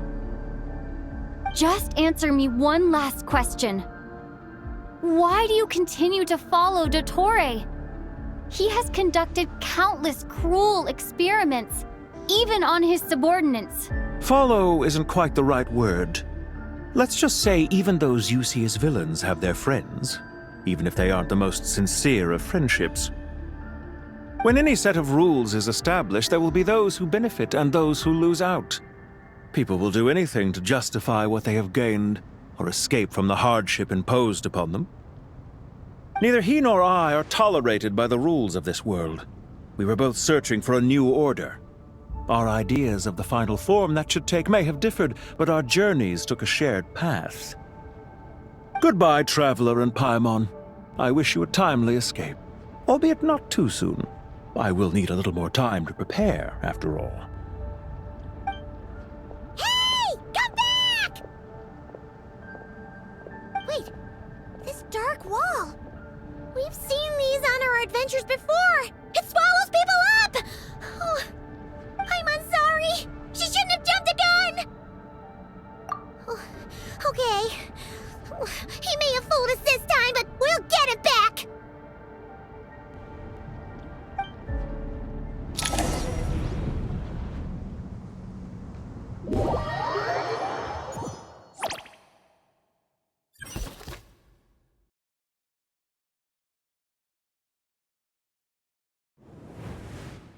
Sino and his team are guarding the north. We'll take this side. There's so many Jinn.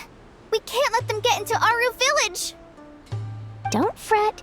I am well prepared for this situation. Huh. So you have a solution? Perhaps you're unaware that I have a trusty genie partner of my own, Plumpy. If I send her to negotiate with the others, this whole thing will be resolved before you can say Mora. Off you go, Plumpy!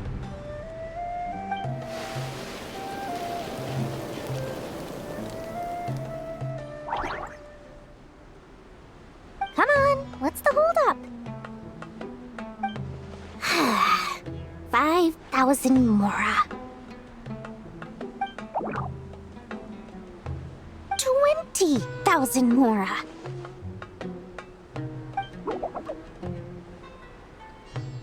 100,000 mora. Final offer.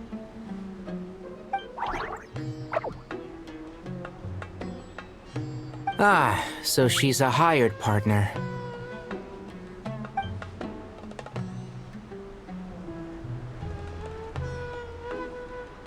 Hired partners are reliable too. Plumpy here is a highly skilled negotiator. You'll see. Just a few words from her and...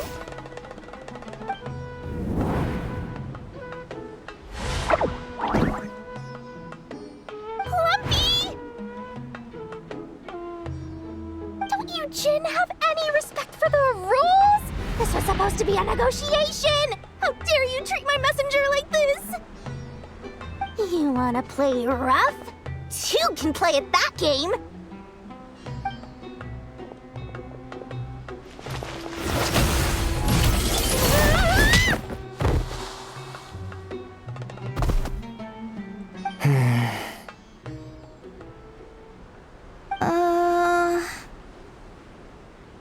Looks like it's up to us now. Be careful, Kale. Yes, Master!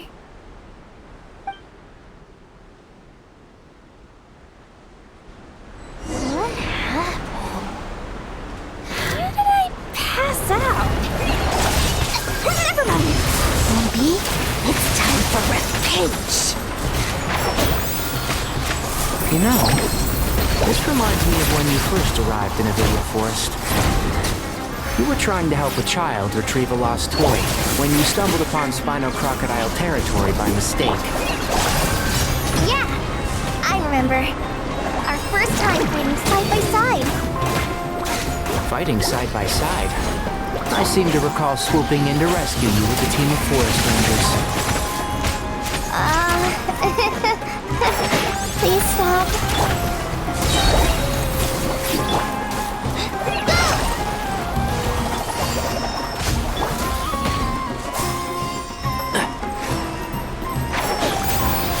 Let's sweeten the deal. Lauren?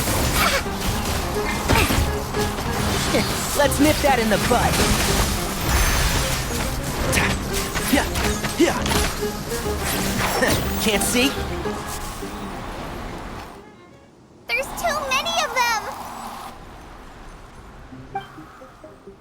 I can't believe I used 12 rare items in one battle! Ugh. I shudder to think how this is going to affect this month's accounts. The sight of that glaring deficit might be more than my poor heart can take. Tainari, how's the situation on your end? We held the line, though it was a close call. But it looks like they're preparing for another attack. Has something happened? They've breached our defenses in the south. The Jin are pouring in. We're moving the villagers to the north as we speak. We're hemmed in. This is getting precarious. Our margin for error just got a lot smaller. That's why we wanted to confirm your status. We need to consider our next move carefully. Bad news! Another line of defense has been breached. Kale, go with them and assess the situation. Dory and I will hold the line here.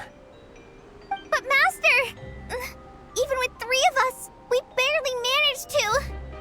This is not a discussion, Kale. Don't worry about us. She clearly still has plenty of tricks left up her sleeve. Wait, you can't pin all your hopes on me? Oh, great. I've almost run out of the things I brought with me, and the rest is back at the caravan. I should be able to hold out for a little longer, but still... Master!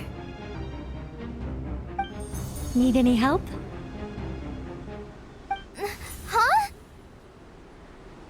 What is it, Kale?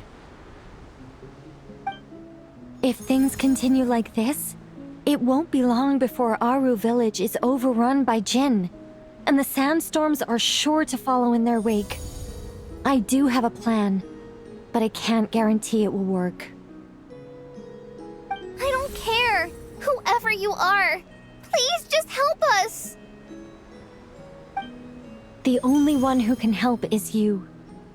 I am merely here to guide you along the correct path. I am a spirit created at the beginning. I am a flickering illusion. I am the shimmering light that flows from the eyes of the Creator. What do you mean? It doesn't matter. You don't need to understand it. Just repeat after me, one line at a time. Watch out! Jinn incoming! I am a spirit created at the beginning. Here goes nothing. I am a spirit created at the beginning.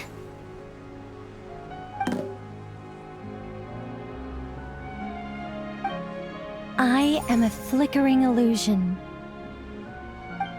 I am a flickering illusion.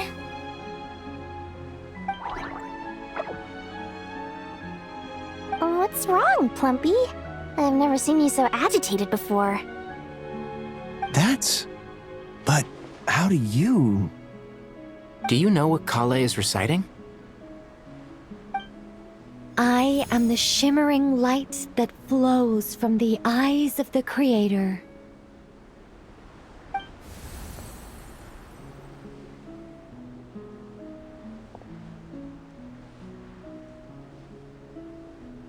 I am the shimmering light that flows from the eyes of the Creator.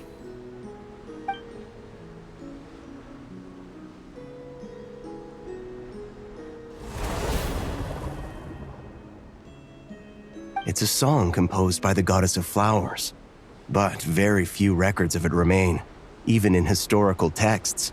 All we have is a few fragments. Is Kale an avid historian? Not to my knowledge. The Jinn have actually quieted down. Although... no, it's more than that. It looks like they're showing... submission. Clearly the songs left by the goddess of flowers have a soothing effect on them. At the very least, they're much calmer now. Really? Let me try. I am a spirit created at the beginning.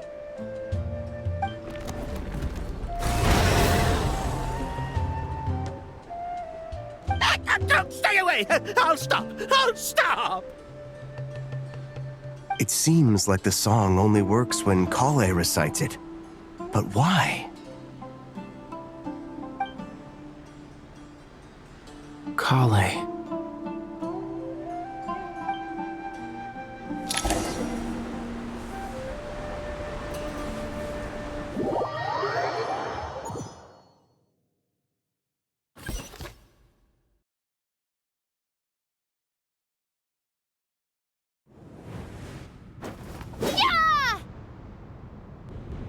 Any luck?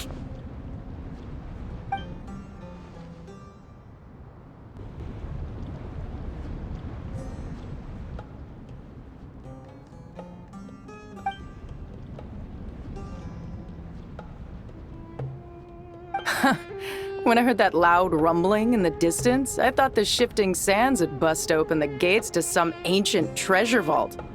Turns out it was just you guys. Huh? Wait, that sounds like... It's been a long while. Did you miss me?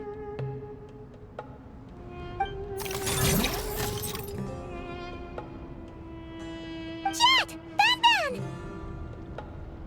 Let's save the catching up for later. First, I gotta get you guys out of there. This should be the right mechanism. Ben, can you handle it?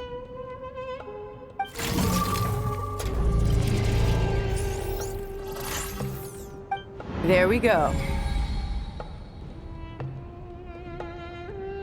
Come on, let's leave this place.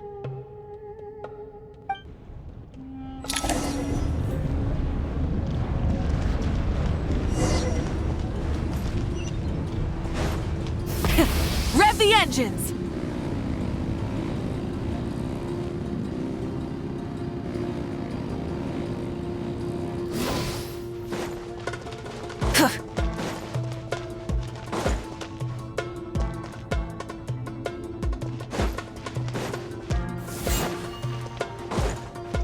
Try and stop me!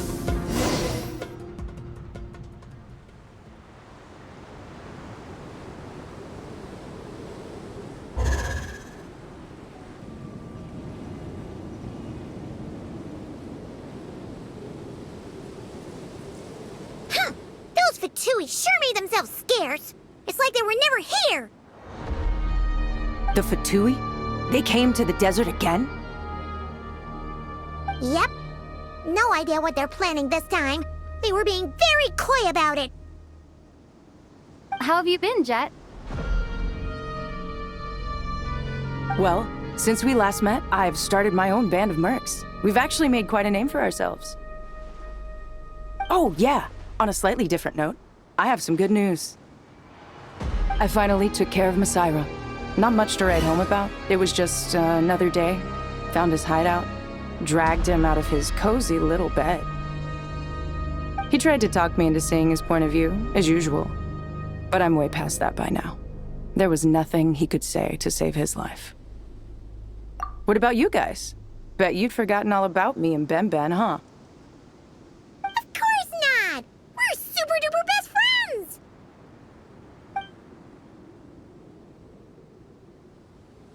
Wow. Sounds like I should make time to visit some other nations too. Anyway, what brings you to Gurabad? Oh, right. Paimon almost forgot. We're here to look for Lilupar. That bottle? Seriously? Yeah! We need her power to calm the Jinn and stop the sandstorms. Here's hoping we actually manage to find her, after all the trouble we've been through. Surely with everything's been going on in Gurabad, she must have woken up, right? Only one way to find out.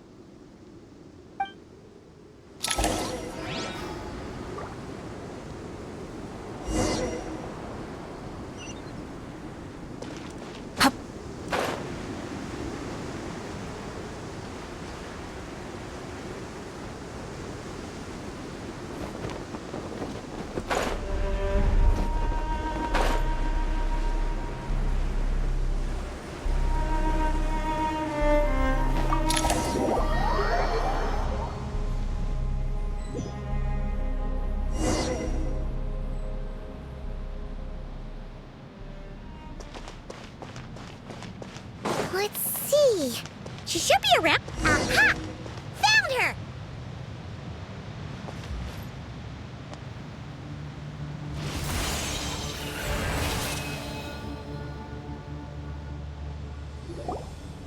Lilupar!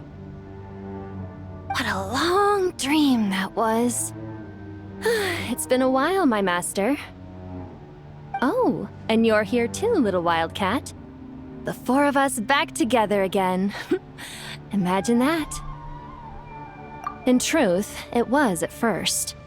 I was none too pleased when those miscreants barged in. But it did give me the chance to reunite with you, dear master, so I shall overlook their folly. After we last parted ways, I merged with the land beneath Gurabad to suppress the dark calamity stirring in the depths.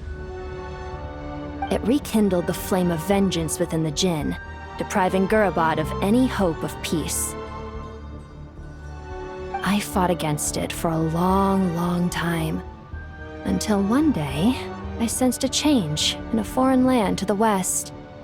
Suddenly, the pitch-black abyss fell silent.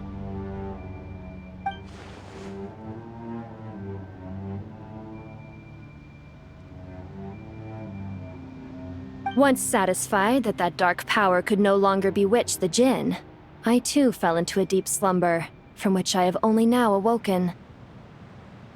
Why have you returned to Gurabad, my master?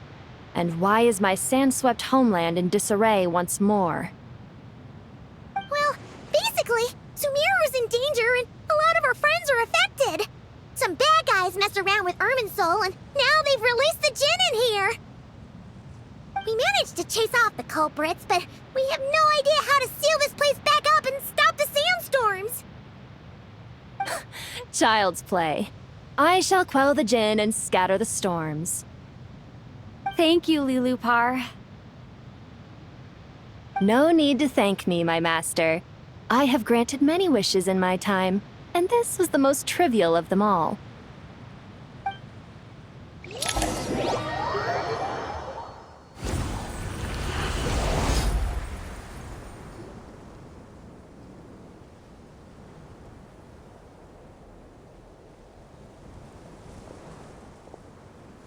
The sandstorm's gone.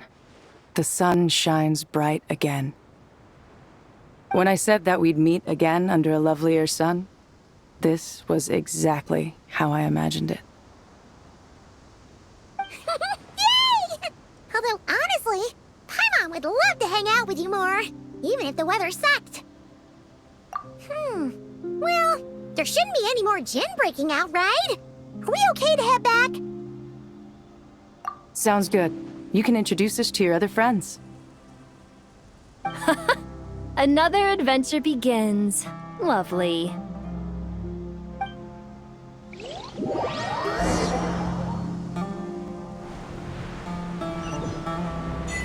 The storms have stopped! We should be able to get to the Temple of Silence without any problems now. Time to regroup!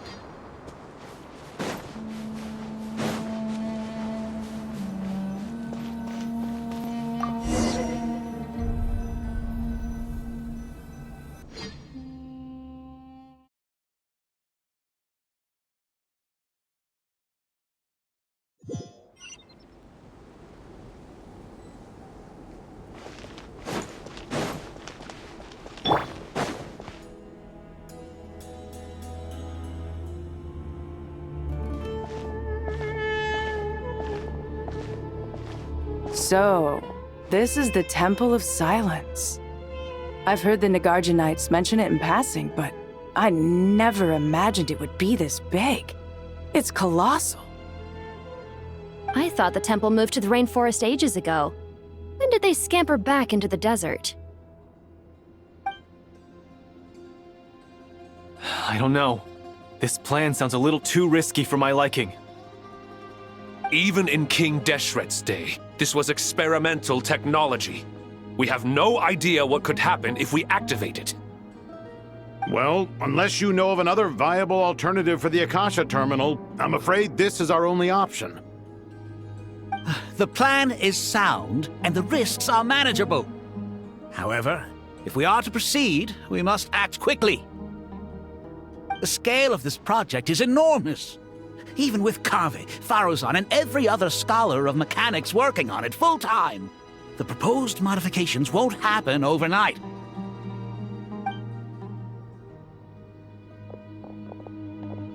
You're back.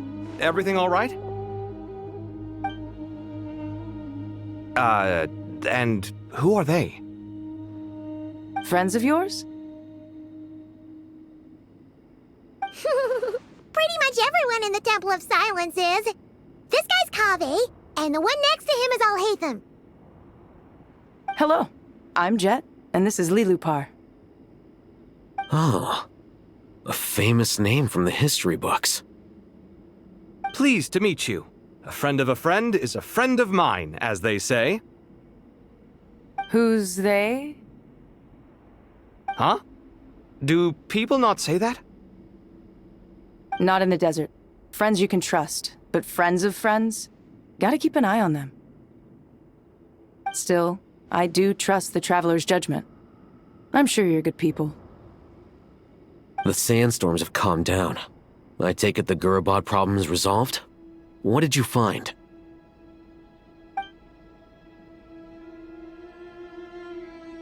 And after getting all smarmy with us, he trapped us there. Luckily, Jet used the mechanism outside to free us, and then we got Lilupar to put a stop to the chaos. Wow. Thanks for being there to help them. So, this mystery man openly admitted that he was merely a Harbinger's subordinate. Yeah? Is there something weird about that?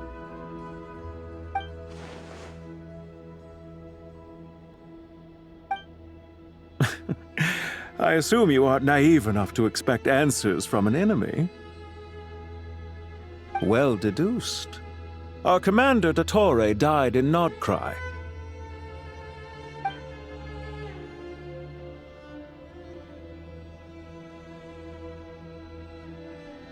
Are you wondering about his true identity? Or do you think there's a big conspiracy behind all this? I wouldn't go as far as to call it a conspiracy. Just the simple fact that having someone to shift the blame on tends to prove useful should trouble come knocking later. The most important thing for now is to solve the immediate problem. Perhaps that man knew you wouldn't have the resources to investigate his background and so didn't put much effort into disguising himself. This is all getting a little cryptic for me. I'll let you guys talk while I take a walk with Lee Lupar.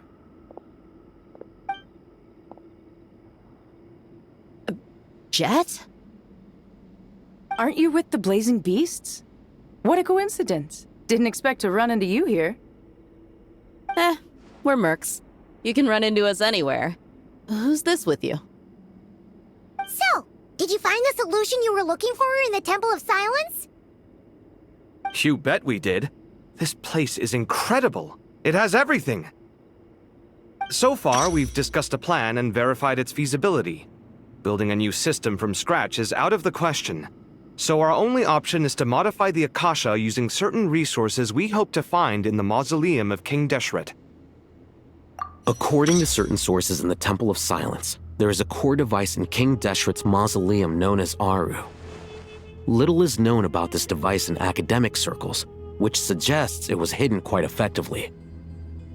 If these sources prove correct, the energy contained within Aru may be sufficient to power our Akasha renovation plan.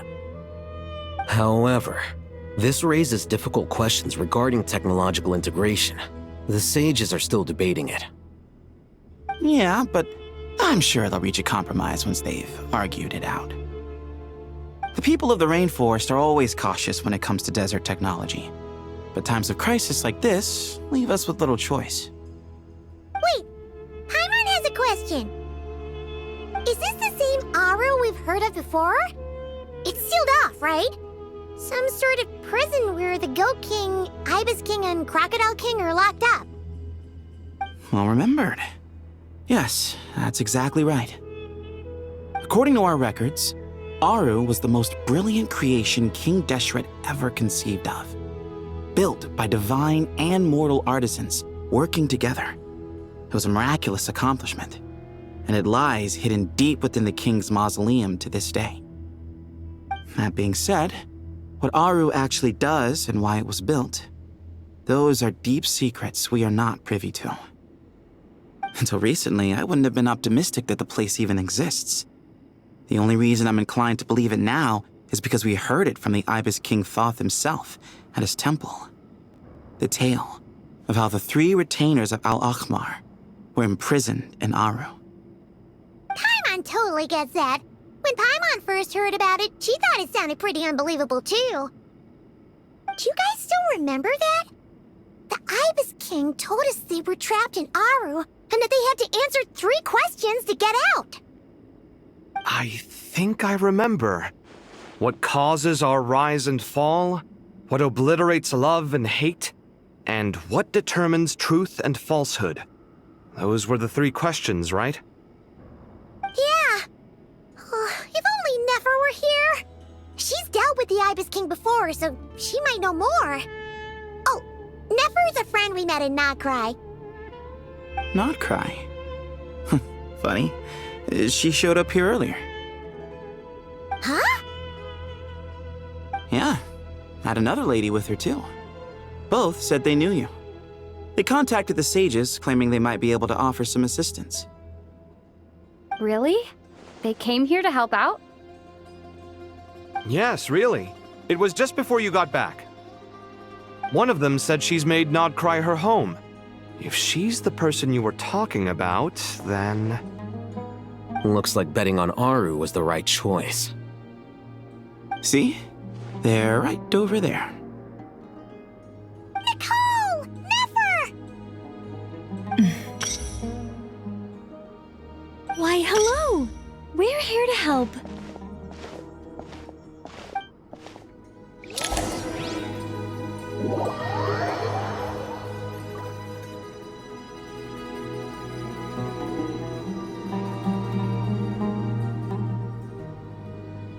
It's a good thing we left early. We almost got locked out. Locked out? What do you mean? Oh, you haven't heard?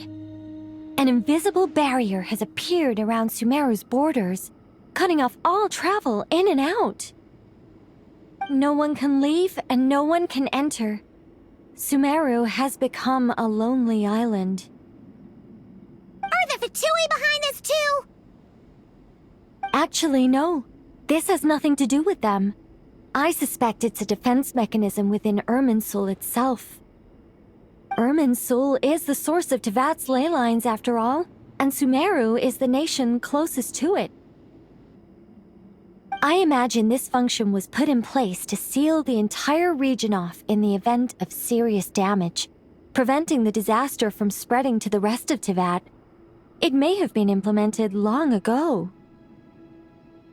But doesn't that mean that the people here won't be able to escape to other nations if the anomaly keeps spreading? Currently, that does appear to be the case, which is precisely why I am here. This is a critical moment for the world, and Sumeru is the eye of the storm. Paimon's surprised you managed to convince her to come back to Sumeru. Indeed. Even for someone of my wisdom and eloquence, this tested my skills to the limit. And why should it concern me that Sumeru's in trouble? Surely you don't think I still have feelings for that place? Judging by your tone, I suppose you don't. Sounds like you don't know much about my past. And here I thought you knew everything. All I know is that the Ibis King is the source of your power. He was quite a prominent moon envoy once upon a time, so I do know a thing or two about him. As for your past, I have ways to learn the full story if I wish to. But everyone has secrets they'd rather keep to themselves, wouldn't you say? I'm glad you see it that way, Miss Nicole. I've chosen to call Nod Cry home, which is why I did my part in its hour of need. That doesn't mean world savings become a habit with me. I have no particular desire to play hero in Sumeru, thank you. I understand. Human emotions do not appear and disappear without cause. There is always a reason to be found behind both salvation and destruction. Still, if time has taught me anything, it's that human emotions are often complex and in conflict. That's why people change their minds about things all the time. But that's where we angels come in. Our duty, ultimately, is to guide people towards their deepest, truest desires and help bring them to fruition. So I wish to hear about your past, because I do not believe you are motivated by hatred alone. And if we still arrive at different conclusions in the end, that's okay. I refuse. Wait, what? But I set the atmosphere and everything. Isn't this supposed to be the moment when we finally open up to one another? Is it? Maybe I'm not so good at reading the atmosphere. You're right, Nicole. There's more to me than just hatred. Had it consumed me, I'd be left stuck in the past forever, never living in the present. But I don't think that your guidance can change my mind. The all-consuming sands, the bloodshed, both deserved and undeserved. Those old emotions cling to me like a shadow. Do you wish to shake them off? No. I hope to remember them forever. Those emotions and memories shaped me into the person I am today. They'll always be a part of me. In that case, would you like to hear my perspective, at least? Sure. It's not every day you get to hear an angel's opinion. A long, long time ago, when the angels still walked freely upon the earth, I found life tedious. Monotonous work, lukewarm relationships, things weren't nearly as interesting as they are now. And yet, since the angels' demise, I have found myself missing those days on more than one occasion. Human emotions are often attached to a person, a place, or an object. When those things are gone, the memories quickly fade, and the emotions slip away along with them. If Sumeru were destroyed, both rainforest and desert would be no more. With the object of your hatred wiped from existence, it would not take long for the memories buried deep in your heart to slowly fade. Both love and hate are intense emotions, but they are nothing compared to the void left behind when they disappear. Most sophisticated, Miss Nicole. But anyone focused on the future could only ever applaud the destruction of the things they hate. Still, I'm a special case. Someone once told me that human memory is more selective than a Mora-hungry merchant choosing between customers. We all need a reality check once in a while, so we don't forget the truth. As much as I dislike Sumeru, this is no way for it to perish. All right, you win. I'll help you out a little, but I won't work for free. How much will you need? You're not gonna milk this for all it's worth, are you? What do you think? I'll be upfront with you. I don't have much more on me. If that's what you need, I could borrow some from Alice. Or perhaps I could pay in sculptures. The ones I carve are actually worth quite a lot. Just cover my travel expenses. Huh? Is that all? That's all. Given all the people I owe favors to, I can just about justify a trip to Sumeru. Yehoda! Here, boss! What do you need? I'm going back to Sumeru for a while. While I'm away, you'll be in charge of the curatorium. Me? I'm in charge? Whoa! Don't worry, boss. You can count on me! And that was how the ingenious Angel Nicole brought you the perfect person for the job in your hour of need. Hip hip hooray! That was far more detailed than necessary. Not lacking in embellishment either. I never thought I'd return, especially not the desert. But life doesn't always go as planned, I suppose. What's Candace up to? I don't think I've seen her yet. She is still taking care of things in our village. Should be joining us before too long.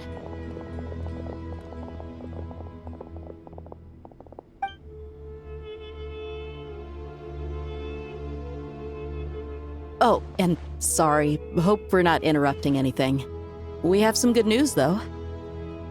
We're planning to go to the mausoleum of King Deshret to look for the legendary Aru, then use it to try and restore the Akasha system. According to records in the Temple of Silence, the mausoleum houses something called Aru's Chute, which can be used to establish connection with Aru. We still have some time before we leave, so there's no rush. By the way, who are these two new faces? Just call me Nefer. I'm based in Nodcry. Did I hear you mention Aru? Correct. Well, I happen to have a connection with one of the 3 retainers imprisoned inside, the Ibis King. I'm here to get things done, so if you don't mind, I think I should come with you. That sounds perfect. Miss Nefer, are you from the desert by any chance? Why do you ask? I don't know. There's a familiar air about you. Plus, you mentioned Candace. Sorry, I don't mean to pry. It was just a random thought. I'm Dia, an Eremite mercenary. My work usually keeps me out in the desert. I'm on good terms with Dory, and she's mentioned you all before. It's nice to finally put faces to the names. However, my associate here is probably less well acquainted with you. Why don't you all introduce yourselves? Actually, I'm a little better acquainted than you might think. Huh? Huh. Are my eyes playing tricks on me? It looked like you spoke without moving your mouth. Ventriloquism. I have heard tell of it before. What is it, Kale? It's you! You're the voice who's been speaking in my head, aren't you? You encouraged me to report my dreams to the Dendro Archon, and got me to recite that magic prayer.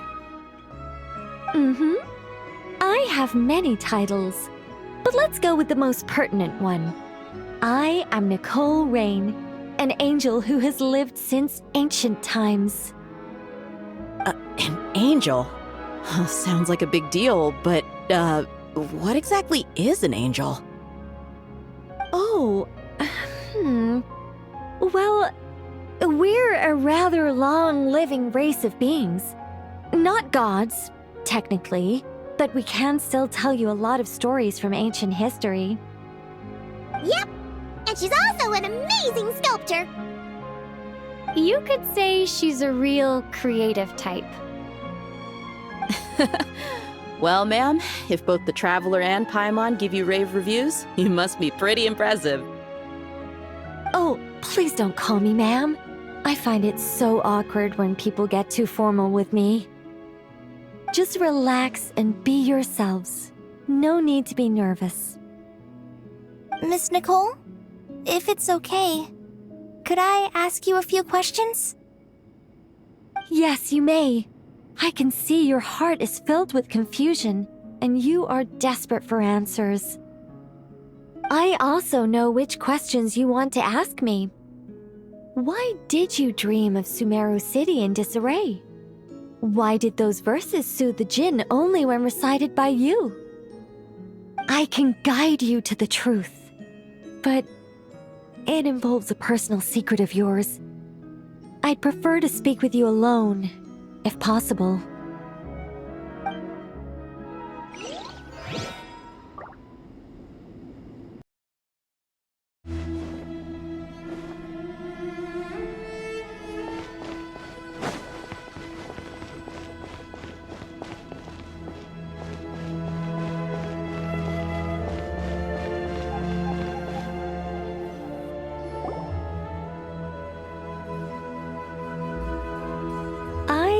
We were going to speak alone. This is a lot more people than I was expecting. What's wrong with it? Even the doctors at Dar al-Shifa allow patients to be accompanied by family members. Well, if Kale doesn't mind her secret being revealed, I have no problem with it. Thanks for being so considerate, Miss Nicole. I don't know what secret you mean, but whatever it is, there's no need for me to hide it from my closest friends. Closest friends?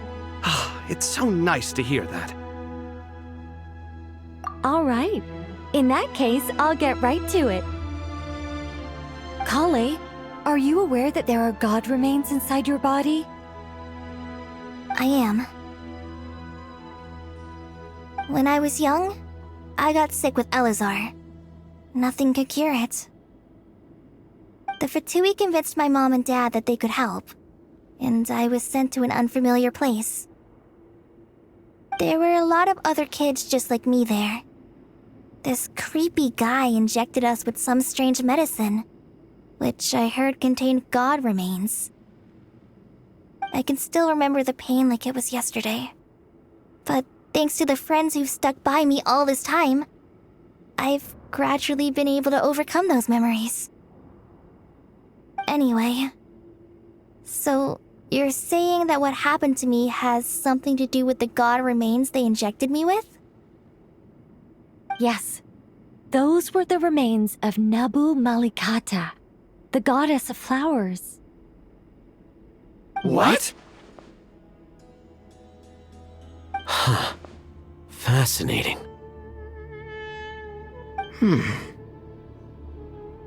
You don't seem surprised like the rest of us. Why? The possibility crossed my mind when Kale recited the Goddess of Flowers song and calmed the Jinn. You made Paimon jump! What are you doing here, Lilupar? I was merely passing through when I heard the name of the Goddess of Flowers. Be assured that I share your surprise. You, with the hat. Are you certain? I sense no trace of the Lord of Flowers within her. Well, it is a very small fragment. Unless special methods are used to manifest its power, even her closest acquaintances would find it near impossible to detect. After the goddess passed away, her remains were scattered across the desert. King Deshret gathered all the pieces he could find and buried them in the Eternal Oasis. But some fragments remained unaccounted for.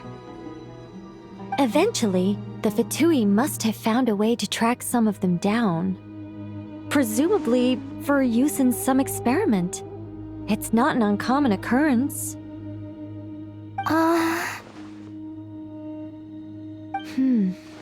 You're more shaken than I thought. In one sense, you've been extraordinarily lucky. So many people who yearn for this kind of power never attain it, yet you have coexisted with her all this time without even realizing it. I don't know what to say. I'm glad that I could help everyone with this power, really. But knowing that a fragment of the Goddess of Flowers is inside my body is... it's a strange feeling. Well, people value their autonomy very highly. Even a well-intentioned intruder can shake one's sense of self. I understand how you feel, Kale. But once you get used to it, you'll find it's nothing to be concerned about. Huh. I guess you, of all people, have a good reason to speak on this. 2 good reasons, in fact. Incidentally, 3 is the maximum number of Hermanubis' Ba fragments that I could bear. Let me guess. Because 2's company, but 3's a crowd? Thanks for helping to explain the joke, Tainari. Not my intention. Goddess preserve me. I should take my leave. This boy in his wolf's head hat speaks much too differently from the Hermanubis I remember. Kale, all I'm trying to say is, no matter how many Hermanubis fragments there are within me, you wouldn't think of me as Hermanubis. In the same way, you are simply you. Yeah, I know what you mean. So about that dream I had, was it a warning from the Goddess of Flowers? Yes. Just like me, she was an angel created by the primordial humans, born with the instinct to guide living beings. Though her body and soul have perished, her essence retains its natural instincts. Even her smallest remaining fragments would do their utmost to send you that warning. The Mother of Dreams? Lord of Flowers and Oases? She must have had a premonition. That is why she gave that dream to you. We won't let our efforts go to waste. But I still don't understand. Why me? Yes. Why indeed? You weren't the only one injected with god remains, but only in you have her fragments persisted.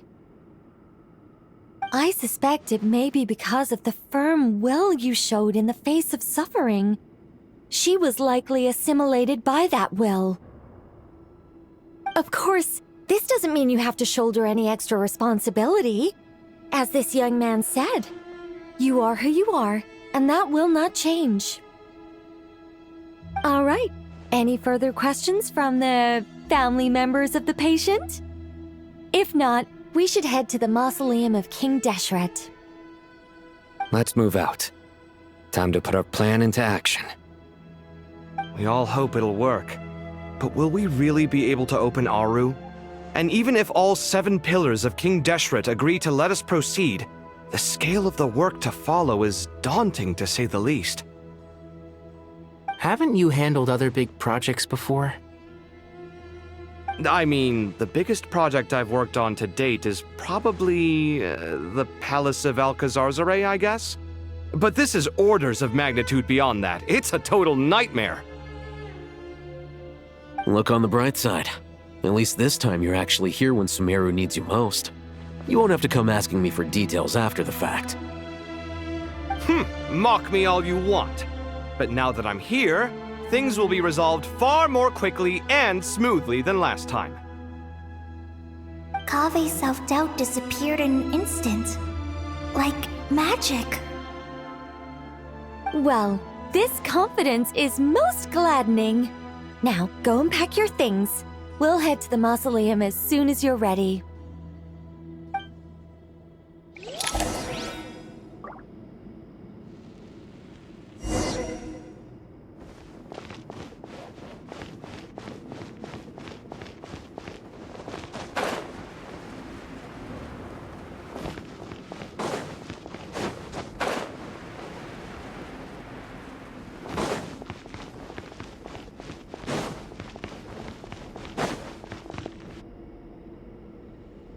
Oh, Miss Nicole.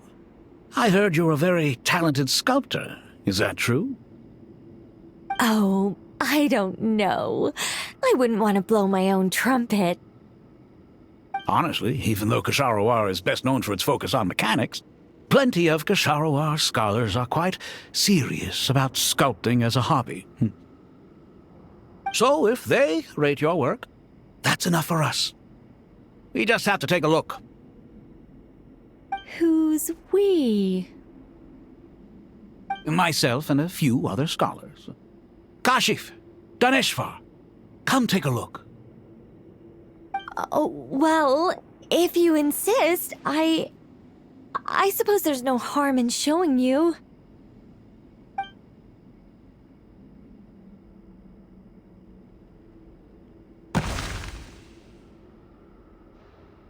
Whoa! Where did that come from? Look at the level of detail. It's so lifelike. The squirrel descends from the heavens like a champion, and the earth trembles beneath its feet. What do you think? Striking, isn't it? Kaveh? Kaveh, come here for a sec. Oh, and Madam Farazan, didn't you used to study in our darshan? Come take a look. All right, but hang on a moment. I have to finish reviewing this proposal first. You called? What is it, youngster? This squirrel statue. Isn't it cute? Oh, a squirrel. I wouldn't say cute per se. The realism is what stands out to me. Were you trying to carve a statue of a hero, young lady? Oh, a hero? I suppose so. Actually, I didn't really have a specific theme in mind. I just started working on it, and this is how it turned out. I see. Well, do you tend to read novels about heroes in your spare time? As a matter of fact, I do quite enjoy those. Everyone loves a good tale of daring do, right? Then perhaps this statue represents the heroic tale you long to see deep down inside. Also, on the subject of heroism, I feel that if the subject posed with a finger raised towards the heavens, it would lend a greater gravitas to the overall image. I'm sure some would call it cliché or old-fashioned, but not me. I think it would be a perfect fit. It has a certain classical beauty about it. Kaveh! Sorry, Madame Faruzan, I'm a little busy right now. Don't wait up for me. What a pity. That young man has excellent aesthetic tastes. I was hoping to ask him for his opinion. What a genius idea! Why didn't I think of that? Classical beauty is a great direction to explore. That's it. Once I get back, I'm going to sculpt a heroic squirrel pointing its finger towards the sky. Precisely. A declaration of victory. You understand my vision. Then place the two statues face to face. Yes! That's exactly what I was thinking. It'll be a masterpiece, Miss... I'm sorry, I didn't catch your name. Just call me Nicole. Madame Faruzan? Was it? What? Oh, no. That wouldn't be right. Why ever not? Madam is a state of mind cultivated from within. Anyone may call me Madam if they so desire. My dear Miss Nicole, once we make it through these trying times, should we have the pleasure of meeting again, I shall look forward to seeing your new work. In this day of age, it's rare to find people with an appreciation for classical aesthetics. Meeting you was truly a pleasant surprise. Honestly, I feel the same way. It's been a long time since I met anyone interested in this style of statue. Clearly, they don't call you Madam for nothing. Also, I have to say, you're a very good judge of character.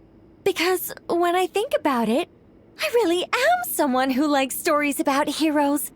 That must be why I've quietly kept watch over generation after generation of them. Sorry, keeping watch over heroes?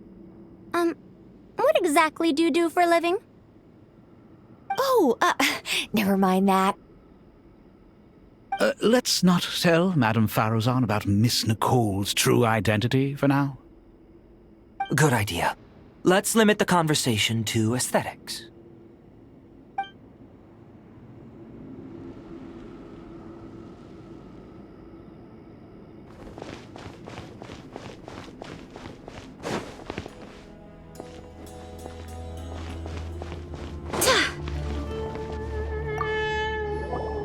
Paimon! Thanks again for your notes. I'm done copying them, so here you go. You're welcome. Just let Paimon know if you ever need help again.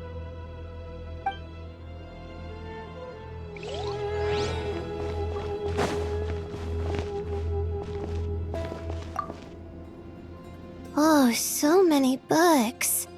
More than I could ever read in my life. But I've learned a lot that the textbooks could never teach me. I never realized that people in the distant past thought about some of the same questions we ponder today.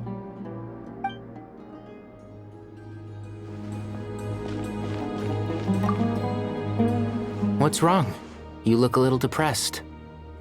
Kale got a fragment of the Goddess of Flowers, and all I got was one of the 7 pillars who served under King Deshret.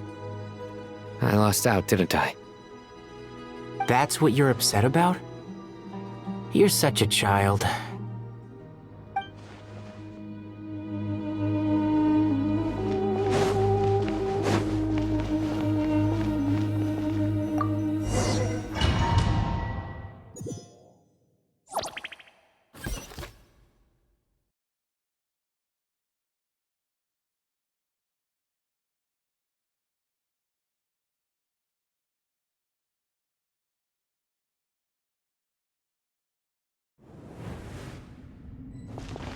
I hope everyone's ready.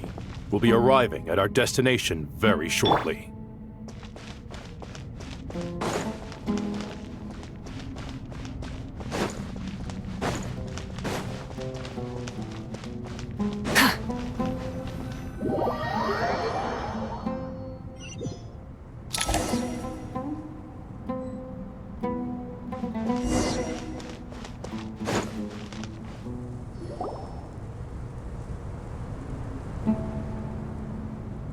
Why, we've not seen so many visitors ever, really. What is this place now, a tourist attraction?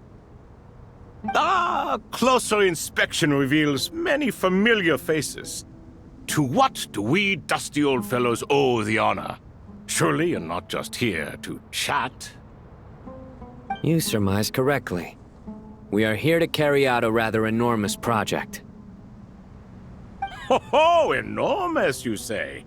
How large, then? Larger than the gaping void in our lives?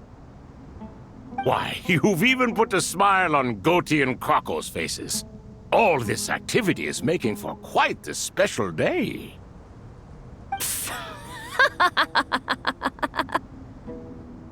I know that laugh. Lilipar? What on earth are you doing here? Oh, this is hilarious. Turns out good things really do come to those who wait, as long as you stay alive long enough. When did you three get locked up in here? And still you act all high and mighty, putting on a show for the younglings. Truly hysterical. Why, you... Yes, I know. No need to shout. You're right, Lilipar. Goatee, Crocco, and I all have the same problem. But didn't King Deshret seal you away? How did you break free, and how did you get in here? Who knows? Perhaps you can ask my master one day, should you ever get the chance. Behold, the executioners of old. Some have turned into fragments residing in human bodies, and others are imprisoned eternally, leaving not a single shard behind. It's almost tragic, watching lowly prisoners like you act all self-important. Curiosity gnaws at you, doesn't it? Your interest in the outside world threatens to burst you at the seams. I'm starting to take a liking to this magic bottle lady. Time is of the essence. Let's get down to business. We come to you, O three ancient lords, to request your assistance on behalf of the Academia. If we can help you regain your freedom, then please consider lending us your aid. As for precisely what we need your help with, it's a long story. So, to demonstrate our sincerity, we are prepared to first resolve the problems that plague the three of you. All right, stop arguing, Crocco. And Goatee, don't you start. What's the harm in letting her speak? It's not worth getting so angry about. Forget about her. The three questions are the crucial thing here. But do you really have a way to answer them? You once answered the final question, Nefer, but the seal did not open. Unless, with the passage of time, you have found a new answer? You could say so. When you first asked me what determines truth and falsehood, my answer was a liar's soul. Liars are the best at seeing through the falsehoods of the world. But if you want them to tell you the truth, you have to reach their soul. I think that makes sense. I found it quite compelling myself, and I told Nefer so. Unfortunately, it brought us no closer to liberation. Well, that's simply because it was my answer, not the one King Deshret was looking for. Can you guess which answer Al-Ahmar wanted then? Time. And that's not only the answer to the final question, it's the answer to all three of them. All things wax and wane with the passage of time.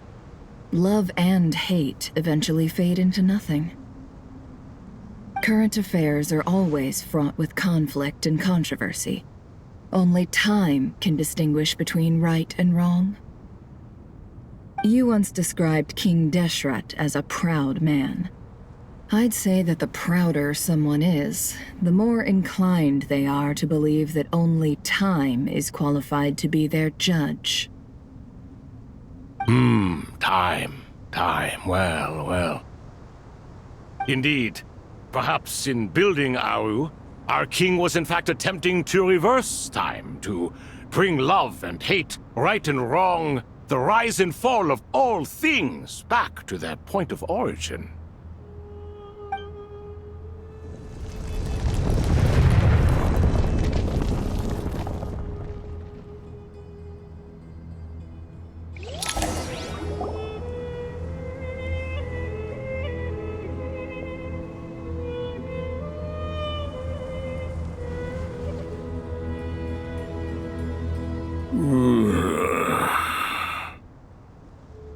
This is the most eventful day I have experienced in a long time. You have my sincere gratitude. Are those 3 of the 7 pillars? Turns out the statues were quite faithful to the source. You 3 seem to be in good spirits. Prison can help a person grow and learn to cherish what they have. Nevertheless, after everything you've done for me, I sincerely hope you never have to experience it for yourself. Hello, Nefer. It's good to see you, Thoth the Ibis King. Nice. Definitely puts my mind at ease, seeing you two getting along so well. Should we maybe introduce ourselves, or... Sure. I'm Sethos, the current leader of the Temple of Silence. This is General Mahamatra Sino, and this is the former Spantamad sage, Cyrus. But I'm guessing none of that means a whole lot to you. Everything is equally new to us, in truth. We've been gone from this mortal world for longer than you can imagine. Let's hold off on the introductions for now. We can always ask Nefer about you later. It'll give me something to talk about with my chosen disciple. You're like a helpless parrot. Gods and people of yore are not necessarily welcome in today's world. Self-awareness is one of my finest qualities. I thought I ought to share its fruits with you two. Is that so? Well, I think we'll take it in stride, just as we did with the 3 questions. Let's not forget, it was my persistence that won you both your freedom. Fair point. I have to applaud your persistence. And I must praise you for your wisdom. Now, state your wishes, young ones. I'm sorry? Why, your tremendous accomplishments deserve a reward, do they not? You must let us do something for you in return. General Mahamatra, what do you think? I won't beat around the bush. Sumeru is facing a crisis the likes of which have never been seen before. And we need your help.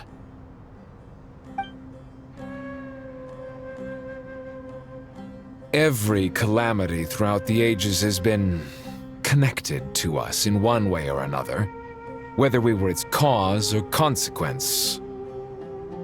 Whatever is wrong with Irminsul, it severely affected the Dendro Archon. She fell into a coma and is currently receiving treatment from the Dendro Dragon. The Dendro Dragon? I'm sorry, the Dendro Dragon is helping to heal the Dendro Archon? Not a pep, surely. Not vicious, cruel a pep who possesses no virtues aside from her basic instincts. Ah, good heavens. Oh, I shudder to think what could have caused Lesser Lord Kusanali to suffer such a plight. Still, why would the Dendro Dragon lend you her aid? She has always held nothing but contempt for the Archons. I suppose she and Kusanali must have some history. You can help us make history, too. A smooth talker. Well said, lad. Currently, no one can connect to Irminsul. We hope that by opening up Aru and making some modifications to it, we can use its technology to our advantage. Unfortunately, Aru is an imperfect creation. King Deshret never managed to realize his full vision before his death. Much remains to be done if it is to be pitted against Irminsul itself. Besides, I hear your reasons, but to give Aru up over such would be... The archaeological records clearly indicate that although Aru's construction took a long time, it was not beyond human means to achieve. Modern technology should solve the efficiency issues. We have no choice but to go all in on this. This is by no means a threat. But the only reason we helped you escape from Aru was to gain the necessary leverage to negotiate with you. You asked us to state our wishes, and we have. Each one of us here needs your help, as do all the thousands of people living in Sumeru. They need you, and they need Aru. What do we think, my fellow old fogies? Shall we lend our support or not? Since you ask so nicely, naturally. Naturally what? Are you for or against? I simply mean we shall do what comes naturally. You claim that you wish to open Aru. Know you then that the golden slumber created by King Deshret is preserved within? We do. We understand the risks involved. In all likelihood, the mortal world will never again be able to replicate King Deshret's work. Never will there be another chance to come so close to creating a utopia. Knowing this, are you sure of your decision? We are sure. Before people can dream, they must first live. If your minds are made up, very well. We shall summon our erstwhile colleagues to discuss this further. Saint Shezepank, Saint Bennu, once you surrendered to silence and were buried with King Deshret. But now, we invoke the right to awaken you with our voices.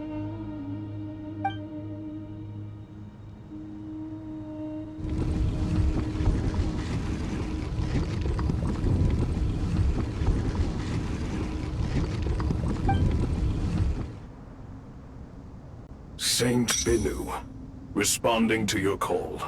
3 kings detected. Initiating autonomous will. Saint Shezbank, responding to your call. 3 kings detected. Initiating autonomous will. Ah, Lord Herreshoff. What a long time it has been. I trust you are keeping well. Then your trust in my well-being has long outlived your physical body. You have always opened with that same phrase, in life, death, and now even beyond. Al-Akmar is long gone. What is the reason for this meeting? You're awake? Good. We are voting on whether to give the people of present-day Sumeru access to Aru and permit them to perform technological renovations. You have the right to support or oppose the motion. Aru is the pride of Al-Ahmar. Opening Aru requires the unanimous consent of the 7 pillars. I hope you have a convincing reason to present to us. Sumeru is currently in the midst of a major calamity. Let us not forget that while Al-Ahmar was a stern ruler, he was also a teacher of wisdom. A god without his people shall cease to exist, and King Deshret's greatest wish was to provide protection for his people. Let us then honor our God King's wishes as we consider our decision. I do not mean to mock these proceedings, but what is the point of a unanimous vote when we know that the last of the 7 pillars, the Dendro Dragon Apep, will never communicate with us? This will no doubt surprise your mechanical mind, and I have no intention of trying to persuade you it is true. But Apep is, in fact, healing the Dendro Archon as we speak. Huh? Can someone attest to this? Do we have any proof? I ask the three kings, can any of you vouch for the truth of this claim? Naturally, the Ibis King, Thoth. What? It was Thoth's disciples who revealed the truth to us. We need not debate its veracity. Simply let Thoth bear accountability. That way the rest of us may have a clear conscience. Perish, you diabolical fiend! I awakened our former colleagues for you, supported your opinion, and backed your decision. What sort of fiend would do that? I miss the days when Hermanubis was still around. At times like this, he would offer to take accountability. What are you trying to say? Is my word worth less to you than Hermanubis's? Hypocrite though you are, Lord Thoth, you are humorous in equal measure. How could we bear not to associate with a character such as you? I, Saint Shezpenk, approve the Goat King's proposal. Since King Deshret is no more, we shall receive no reprimand for acting beyond our remit. Nevertheless, I sincerely hope that those before us understand the significance of what they intend to do.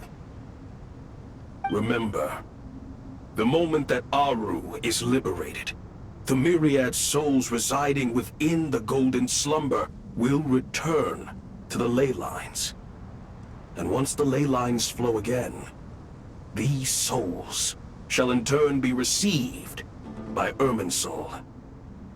To take this step is to bring the perfect afterlife created by our king to a permanent end. We understand that well, and we have decided to proceed regardless.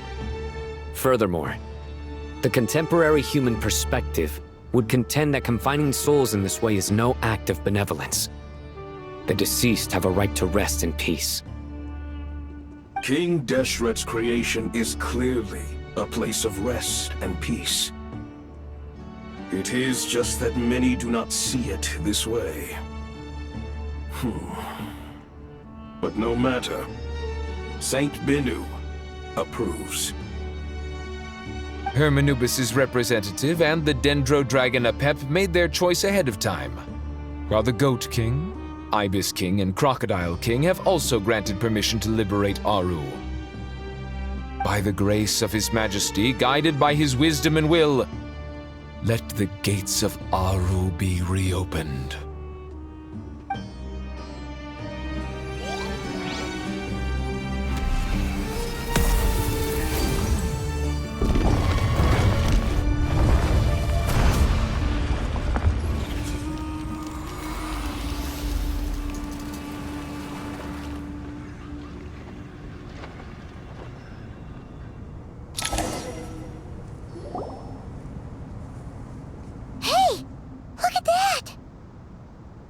What's this? Are we under attack?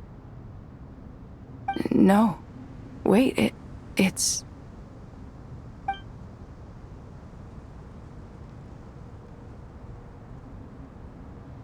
Here you are. Through the sands of time. I see you.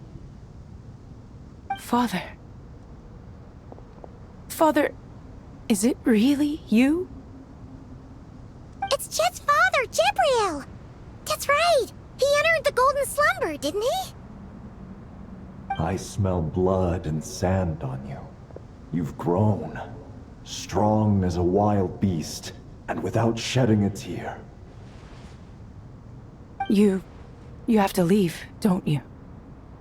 Please, just answer me this. What should I do for you?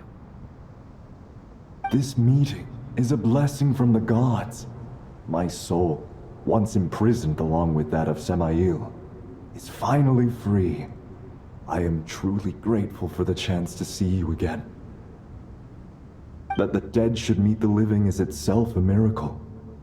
One brief, precious moment is enough. Enough to set my heart at ease. Do not weep for me, Jet. I know you will accomplish many great things in your life. you will go further and climb higher than I ever did. All I ask is that you take good care of yourself.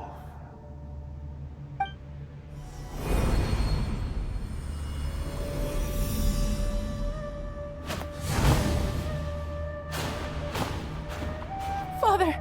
Father! Father. Hey, Jet.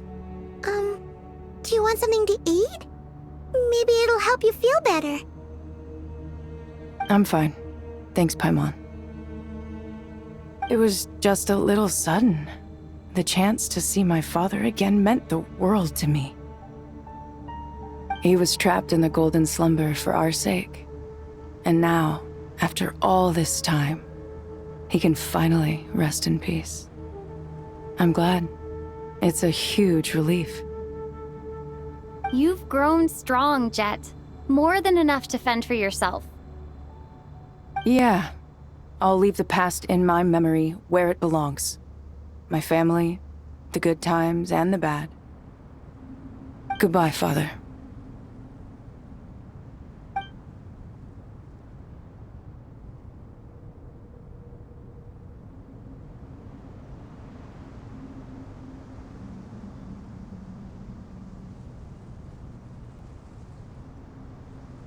Ah, me, what a touching reunion that was.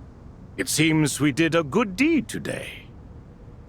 We three retainers, once imprisoned for our iniquity, are surely the least qualified to judge whether this deed is good or bad. Either way, Aru is open. Now you have your opportunity, and with it, whatever trouble may ensue. Although Aru was created by a god, human craftsmanship was nevertheless required to build the gate that connects it to this world. Perhaps the relationship between gods and humanity follows a similar principle. As for your proposed renovations, we cannot determine which functions to keep or discard. Proceed as you see fit, but please entrust the task to your most accomplished scholars, or Bennu will be most displeased. It matters not. The Ibis King shall be accountable if any problems arise. Ibis, you chose to take on disciples, and so it follows that you must accept the risks of associating with humans. If I'd known you'd be like this, I would have locked all of you away in Aru, never to leave again for all eternity. All of us? What does this have to do with me? Vilify me no further. Scholars, since you have liberated Aru, allow me to present you with a gift. Using Aru's power, we shall install a defense mechanism at our king's mausoleum. You must be guarded even against Irminsul itself. This shall afford you some convenience. Unseen and unheard, from this moment forth, none may by sight or hearing perceive anything said or done within the mausoleum. Amazing. And all this is achieved just with the power of Aru? With technology from the heavens, the possibilities are endless. Just because King Deshret did not use it for this purpose does not mean that it cannot be done. So, marvel away. This is the reward you have earned. All right. Well, that resolves the issue of confidentiality. What about the technical side? Do we have the manpower? Why, yes. I've already contacted them. They'll be here soon.